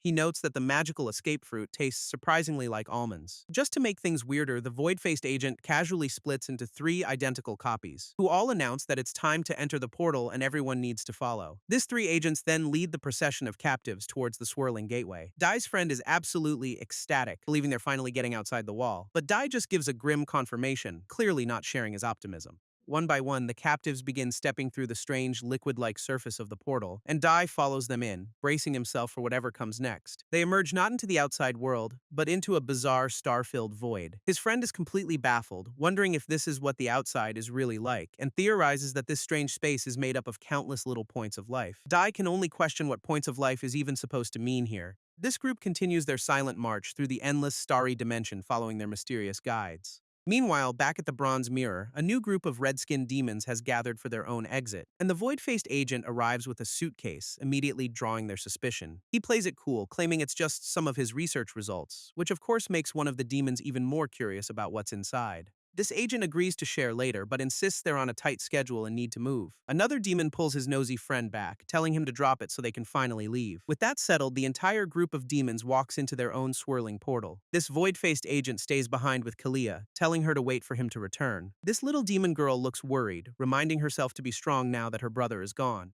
She stands alone in the clearing, watching the portal the captives used, which suddenly collapses and vanishes right before her eyes. At that exact moment, something huge and fiery streaks across the sky above her, and she whips around, sensing the immense danger approaching fast. From the bushes, Nandong's team watches in horror as a massive creature crashes down nearby. Kelia is completely stunned, wondering what in the world that thing could possibly be.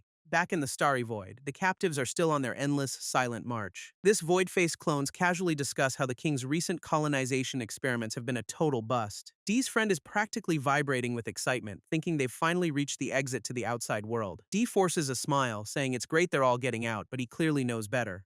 His foot suddenly lands on solid ground, and he realizes they've just been teleported somewhere else entirely. Dai and his friends step out of the portal, only to find themselves in another forest, not outside the wall. Even the void-faced agent is confused, wondering why the portal didn't lead to the exit. Suddenly, a new villain appears, welcoming them all to the core zone for creating life. This creepy new guy announces that everyone is invited to enjoy a slaughter feast he's prepared.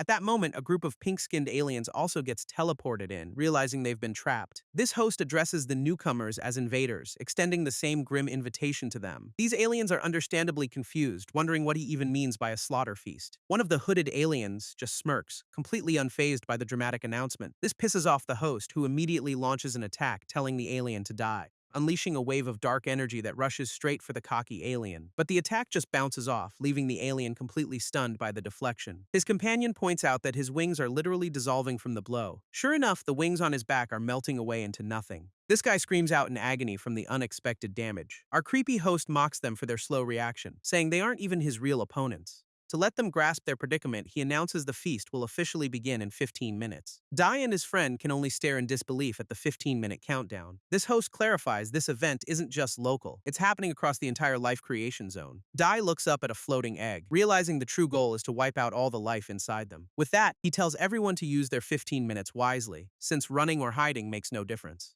This pink-skinned aliens ask the void-faced agent if he can just whip up another exit for them, but he shuts that down fast, asking if they seriously think that's an option in front of monsters from the core zone. This news hits them like a truck, leaving them absolutely terrified. Up above, the creepy host addresses the void-faced agent as Xiaju, which shocks the aliens who realize they know each other. Xiaju himself stays completely silent, offering no explanation whatsoever.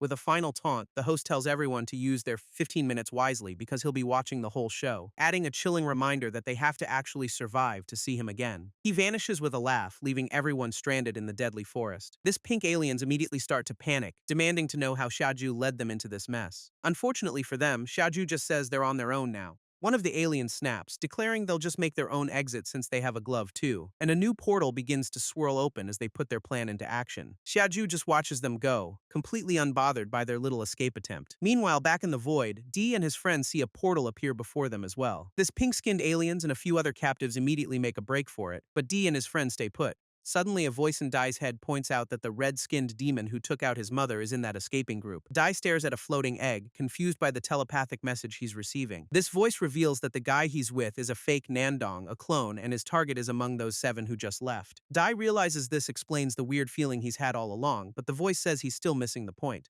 It clarifies that it's just a parasite in the clone's brain, and it's still the original number 0. Dai is still trying to wrap his head around the telepathic bombshell. The Nandong who helped them was a clone, and the parasite number 0 explains it's been hunting clones and just hitched a ride in that one's brain, admitting its entire strategy is to use anyone and anything connected to the clones for its own ends, which apparently included a temporary partnership with the void-faced agent Xiaojio. Meanwhile, the aliens who actually took that escape portal are having a terrible time, is completely stuck in some black goo, and he can't move at all, calling out for his friend who isn't answering. Because surprise, his friend is also caught in the exact same sticky trap. Back in the starry void, Dai and the remaining captives just stand there, watching this all unfold. Suddenly, the egg floating above Nandong's scout starts to glow with a brilliant light, and the scout is immediately overwhelmed by a massive surge of power, forcing Dee to hold him back, trying to calm him down by reminding him the red-skinned demons are already gone. This scout isn't buying it though, wondering if Xiaoju just played them all for fools. With no other choice, the remaining aliens and a few others dive into the portal to escape.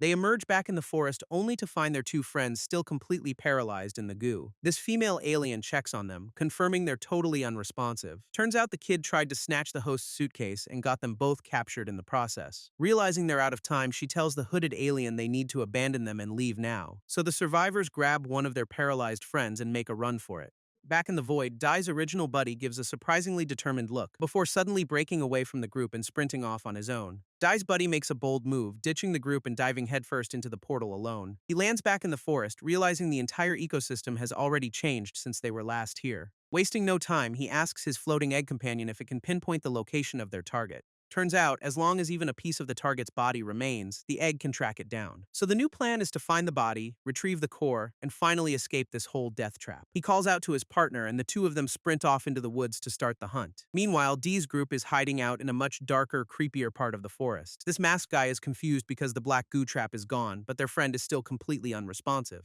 Dee is just as baffled, since he's totally fine now and has no idea why his buddy is still out of it. A white-haired woman then takes the unconscious guy's hand, looking for a reaction. Her tattooed companion immediately questions what she thinks she's doing to him. She answers by using her sharpened nail to slice open his hand, confirming her suspicion when he doesn't even flinch, unable to feel any pain at all. This wound just sits there, proving he's in some kind of deep paralysis. This absolutely infuriates the tattooed guy, who yells at her for hurting his friend. She fires back that it's an emergency and if he doesn't snap out of it, he's a goner. He's not having it, though, insisting that's still no excuse to just cut him. This masked guy steps in, trying to get them to stop fighting with each other. He reminds them that with a death clock ticking, this is hardly the time for bickering. But the woman just coldly tells the tattooed guy that if things get bad, she's saving herself. This tattooed guy just smirks, telling her to go ahead and try to survive on her own. Elsewhere in the forest, the masked guy suddenly hushes the group, sensing a noise nearby. Everyone freezes in place, even the little black egg looking nervous about what's coming. They hear a rattling chain and see a strange, ornate coffin being dragged through the undergrowth. Meanwhile, in the void, a completely different group of robed figures is trying to open their own exit portal. Their leader focuses his power, weaving together the energy needed to create a stable gateway. With the portal open, his companions are relieved, ready to finally escape this nightmare zone. But just as they approach, some massive red creature streaks past their exit, revealing itself to be a powerful dragon-like being that radiates immense energy. This robed figures are completely stunned, having no idea what just crashed their escape party. This new creature soars through the void, leaving its own trail of swirling portals behind it. This group decides to just ignore the monster and make a run for it while they still can. They dive through their portal, only to land right back in the same creepy forest they were trying to leave. A system message appears, announcing there are only 5 minutes left until the feast begins. Back with Dee's team, they're still watching that mysterious coffin being dragged along the ground. This masked guy points out the ridiculous sight of an egg dragging a coffin, then realizes the coffin is moving by itself. Sure enough, the box is sliding forward on its own, with the chained egg just floating behind it. This little black egg is sweating bullets, wondering if the coffin somehow grew legs. This white-haired woman realizes this thing has known they were here the whole time, just waiting for the countdown. This masked guy says they have to move, but the tattooed guy knows it's pointless. Its energy is everywhere, even underground. This masked guy can't believe it, confirming the energy is literally coming from under their feet. This white-haired woman figures it out. This thing is intentionally leaking its power to challenge them. At that moment, the coffin starts glowing intensely as a voice from inside announces it spotted them, and that it's already getting impatient. A moment later, a strange liquid-like being begins to rise out of the coffin, solidifying into a bizarre, puppet-like creature with a single eye on its forehead. This whole group is just frozen, completely floored by the sheer power this thing is radiating. This new creature observes that its evolution isn't quite perfect yet, looking down at the rings on its ankles. It then realizes the reason for this is simple. It hasn't had a meal yet, and with a creepy smile, it's pretty clear who's on the menu. Meanwhile, D is just sitting on a root above everyone else, watching this unfold. But then a hand shoots out from the roots and grabs his ankle, shocking everyone, yanking him straight down into the ground before anyone can react. He's pulled into the darkness, completely caught off guard. This tattooed guy springs into action, grabbing Dai's other leg to pull him back. He's holding on for dear life, but whatever's pulling Dai is incredibly strong. Suddenly, the ground beneath them turns into some kind of red liquid, and the whole group starts sinking. Dai and the tattooed guy are dragged completely under into a dark, root-filled space. This tattooed guy immediately checks on Dai, asking if he can still stand. Dai gets to his feet, looking around their new underground prison, apparently unharmed. This tattooed guy tells Dai to stick close, noting that even though he's out of it, he's at least obedient. And as he touches the slimy wall of their new prison, he wonders just what kind of hellhole they've been dragged into. It turns out they're in a small pocket within a massive network of roots, which is revealed to be a sprawling underground labyrinth with multiple groups trapped inside. Back on the surface, the coffin creature is unimpressed, noting that more food has arrived, but it's a picky eater. It seems to sense the two below, but decides they aren't top-tier ingredients worth its time. Down in the tunnels, the tattooed guy decides they need to get moving, suggesting they head deeper since the energy above feels way more dangerous. Elsewhere, some new, high-ranking dude is watching them through a scrying orb, annoyed that someone else is already on the move.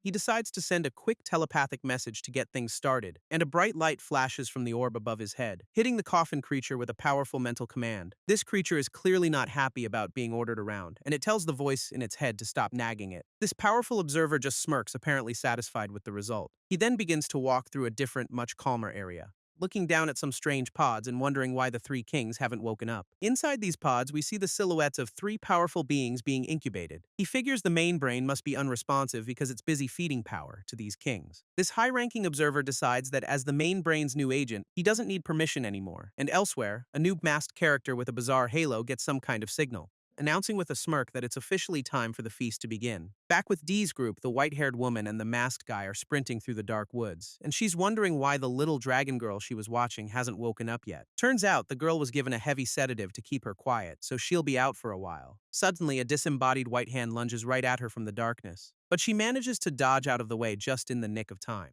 Powering up her own attack, she channels energy into her nails, ready to strike back, but a swarm of bony tendrils erupts from the shadows, forcing her to evade the assault. She gives her unseen attacker a death glare, clearly not intimidated by the ambush. A massive, ghostly white construct then materializes and charges straight for her, grabbing her by the shoulder as she lands her own counterattack, only for her to realize in shock that the hand she struck is completely undamaged. This hand just flexes tauntingly, proving it's totally invulnerable, and to make matters worse, it starts multiplying into even more hands. She can't believe it, realizing this thing has way more than two arms, while her masked companion also spots the floating hands, confirming the threat is real. This coffin creature then reveals itself, smugly confirming that yes, it has more than two hands, adding while lounging on its coffin that it actually has quite a few more to play with. Down in the tunnels, the tattooed guy is desperately dodging attacks from the living walls, and he has to physically yank Dai out of the way of a massive purple tendril. He yells at Dai, completely baffled as to why he's just standing there, not even trying to fight back. To make matters worse, he realizes his own clone ability is totally sealed in this weird place, so he's stuck manually pushing Dai around to keep him from getting skewered.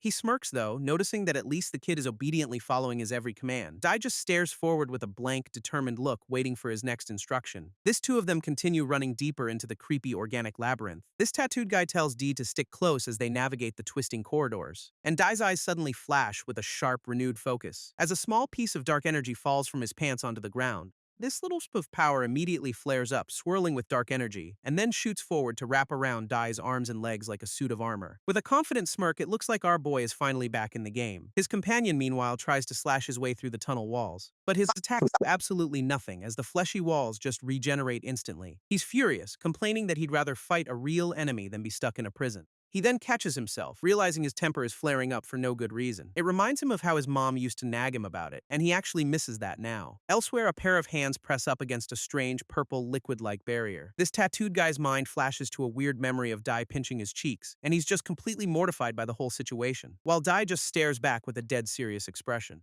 leaving the guy wondering if this is some bizarre attempt to cheer him up. He mentally yells for Dai to stop before his face swells up, since they really need to get moving. Elsewhere in the labyrinth, a new guy and a floating white egg suddenly stop in their tracks. As the egg confirms it's picked up the signal they've been searching for, they venture deeper into the strange, fleshy-looking caverns, and the guy immediately senses that the energy in this area is all wrong. His egg companion just tells him this place is an exception to the rules and to keep moving. So the two of them press on through the twisting, organic tunnels, only to find their path blocked by a massive, glowing blue egg-like structure. This little white egg confirms that the powerful signal is coming from right inside that thing. This new guy is shocked, realizing the dragon's body must be inside the giant egg, and he's worried that whatever is inside might have been damaged.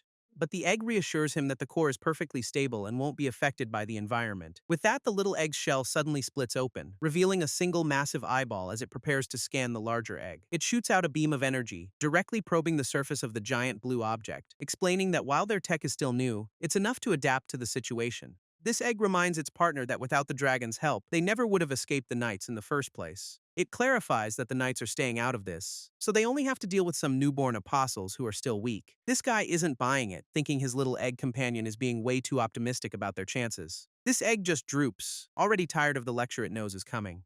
Her partner calls her out for choosing D as a host, only to carelessly leave one of her eyes behind inside him. He admits her recovery speed inside Dai's body was insane, but that just makes leaving a part of herself behind even dumber. He's getting pretty heated, scolding her for taking such a huge risk without even thinking about the fallout. But the egg reveals its reason. It discovered D was already hosting a terrifying, shadowy monster of his own. Meanwhile, Dai and the tattooed guy are sprinting through a new tunnel filled with corrosive blue droplets. This tattooed guy is on high alert, realizing if those things all attack at once, they're completely screwed. He keeps glancing back, clearly not liking the look of the shimmering liquid hanging in the air. His gut was right, as the droplets begin to converge behind them for an attack, and a massive wave of the stuff comes crashing down, forcing him to dive out of the way. This corrosive liquid melts the ground where it lands, proving just how nasty it is. Just as the tattooed guy is about to get hit, Dai suddenly reaches up and rips a massive chunk out of the ceiling. With a completely serious expression, Dai holds the fleshy slab over them like a shield. His companion is just frozen in shock, completely floored by this sudden burst of strength. Dai effortlessly blocks the entire acid rain attack, protecting them both under his makeshift cover.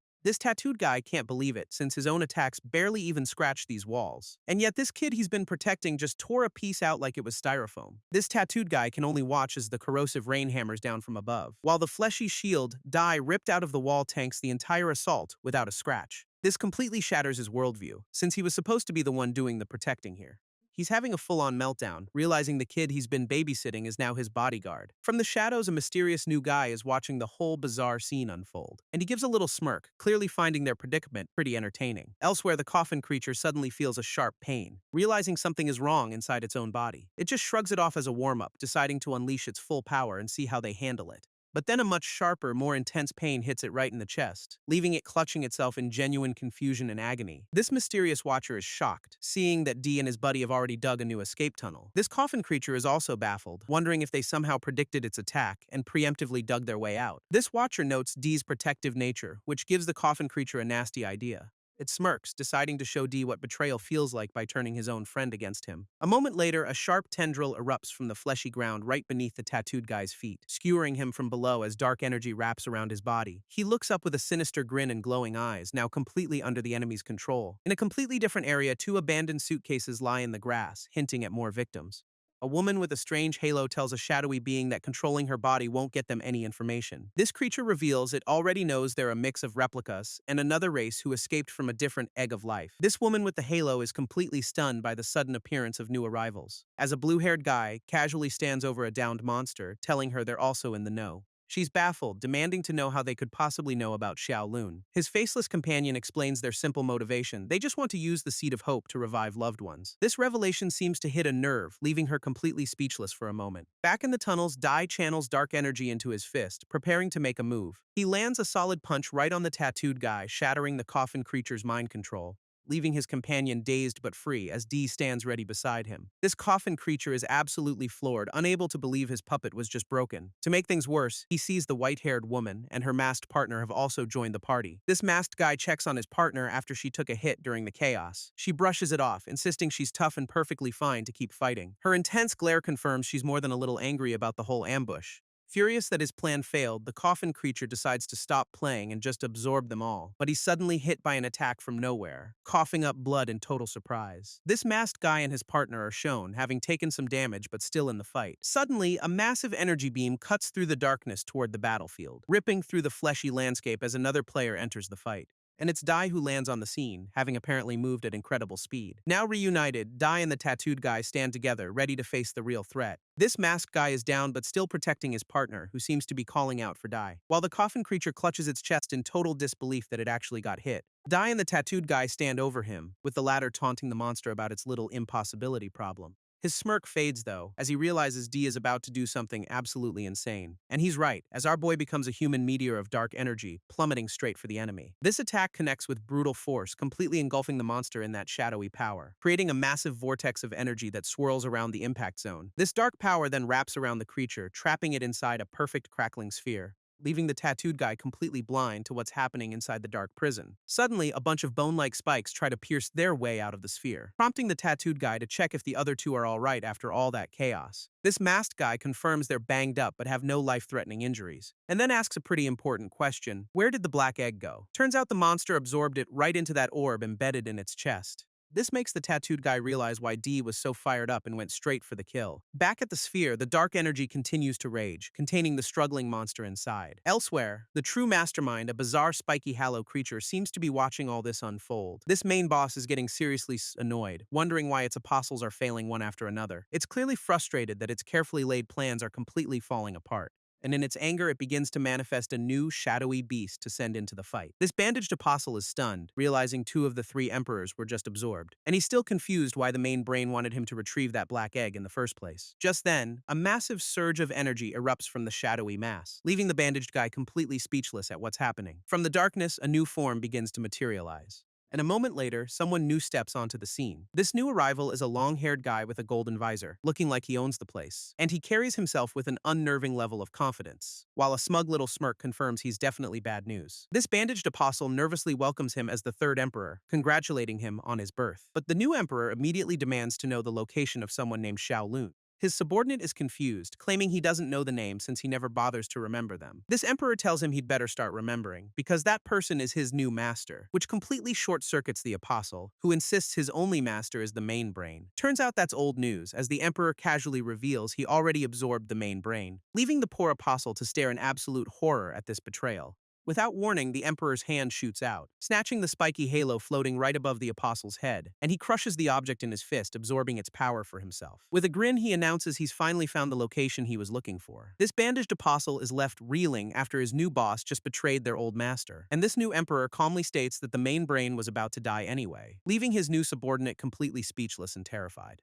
He then advises the apostle to run, since the Egg of Life will soon be useless without its master. This emperor mocks him for trying to play the game, asking if he planned to use the power from the absorbed egg, leaving the poor bandage guy sweating bullets, totally outmatched. But before he can even react, the emperor simply tells him to stop, and back at the battlefield, the dark sphere containing the monster continues to crackle with power. Meanwhile, the tattooed guy and the other two survivors find themselves in a strange, glowing forest. Suddenly, two mysterious orbs float past them as a voice warns someone named Ling Ling to get out. This white-haired woman is stunned to hear her name called out, prompting her masked partner to jump in front of her protectively. This tattooed guy tells them to chill, pointing out the orbs don't seem hostile at all. This prompts the woman to ask her partner if he even knows her real name, and the masked guy has to awkwardly admit that he doesn't. She reveals she was found as a baby but always knew her name was Ling Ling, a secret she kept from everyone. As the orbs float by again with the same warning, her eyes widen with a sudden realization only her family could possibly know that name. Her masked partner is completely shocked by this sudden personal revelation, and the tattooed guy looks on, just as confused by this bizarre family reunion. This trio stands frozen in the glowing forest, completely baffled by the mysterious orbs. And without a second of hesitation, Ling Ling takes off after them. Her masked partner yells for her to wait, but she's already gone, leaving the tattooed guy to tell him it's no use, since she won't stop until she gets answers. This masked guy reluctantly agrees, telling his new acquaintance to be careful too. Back at the battlefield, the tattooed guy watches as the massive sphere of dark energy finally dissipates, revealing a hand inside, clutching the black egg the monster had absorbed, and it's D, standing there completely unharmed after that absolutely insane attack. This coffin creature, meanwhile, is left completely broken on the ground. His tattooed buddy is beyond hyped, cheering that our boy actually pulled it off. D just gives him a serious look, clearly not in the mood to celebrate, because at that exact moment, the newly born third emperor appears right behind him, and with a smug grin, he addresses Dai as his new master. Dai seems completely unfazed by this, just staring back at the newcomer. From the ground, the defeated monster reaches out, begging the emperor for help, but the new guy just looks down on his former ally with total indifference. He then raises his hand, preparing to clean up the mess himself. and a beam of light shoots down, striking the helpless creature. Dai glances over his shoulder, still looking as cool as ever. This tattooed guy, however, is panicking, warning Dai to be careful of this new threat. This emperor just scoffs at the warning, casually informing Dai that he is the Black Egg, a revelation that completely floors the tattooed guy, who can't believe this powerhouse came from that thing. And the Emperor confirms it, asking his new master if he's lost his mind before offering to help him later. But his partner is way more interested in the leaving part, asking if they're finally getting out of the core zone, which the Emperor clarifies is an understatement. They're leaving this entire Egg of Life dimension for good, and the idea of actually escaping to the outside world leaves the tattooed guy completely speechless. So the Emperor tells them to hurry it up, since this whole place is about to lose its vitality and collapse. Then he simply tears open a glowing portal right in the middle of the air. But the tattooed guy grabs Dai, refusing to leave until he knows who was responsible for killing Amu. A question that just seems to amuse the Emperor, who can't believe he's still stuck on that. But he's not letting it go, demanding to know the name of the person who did it. So the Emperor obliges, casually dropping the name of the killer, Long Eye. And in a shocking twist, the tattooed guy realizes that's his name. He is Long Eye. While he's processing this bombshell, the Emperor widens the portal, ready for their exit. And with his question finally answered, Ai turns to head for the escape route, only for D to suddenly grab his wrist, stopping him dead in his tracks, leaving Ai to look back, totally confused as to why he's being held back. But Dai just gives him a dead serious stare, communicating everything without saying a word, which makes Ai smirk, realizing our boy has already figured out his true intentions. And the Emperor impatiently reminds them the portal is only going to stay open for a few more seconds. Ai tells Dai he hates emotional goodbyes, especially after finally getting his closure. But our boy just gives him that same dead serious look, not buying it for a second. So Ai just smirks, thanks him for everything, and turns to head for the portal alone. But Dai immediately yanks his arm free from the Emperor's grip. And just as Ai makes a run for it, Dai grabs him by the shoulder, stopping him cold. This Emperor tries to intervene, telling his master to let it go since the portal is about to close, which earns him a furious glare from Dai, who is clearly not in the mood for orders. Realizing his new boss is stubborn, the Emperor decides he'll have to drag him out by force, and he shoves D straight through the shimmering gateway just as it collapses. They emerge into a strange, futuristic room with two massive eggs floating on a central platform. This Emperor recognizes them as the Eggs of Life, wondering why the broken one came along with them. He then looks around, confused as to why the place is empty when it should be guarded by red-skinned people. Right on cue, a holographic AI appears, introducing itself as the ship's main system. This AI calmly informs them that the spaceship has been hijacked by an unknown party, and is now heading to a planet called Tara, which it describes as a replica of Earth. Sure enough, their vessel is now hurtling through space towards a very familiar blue marble.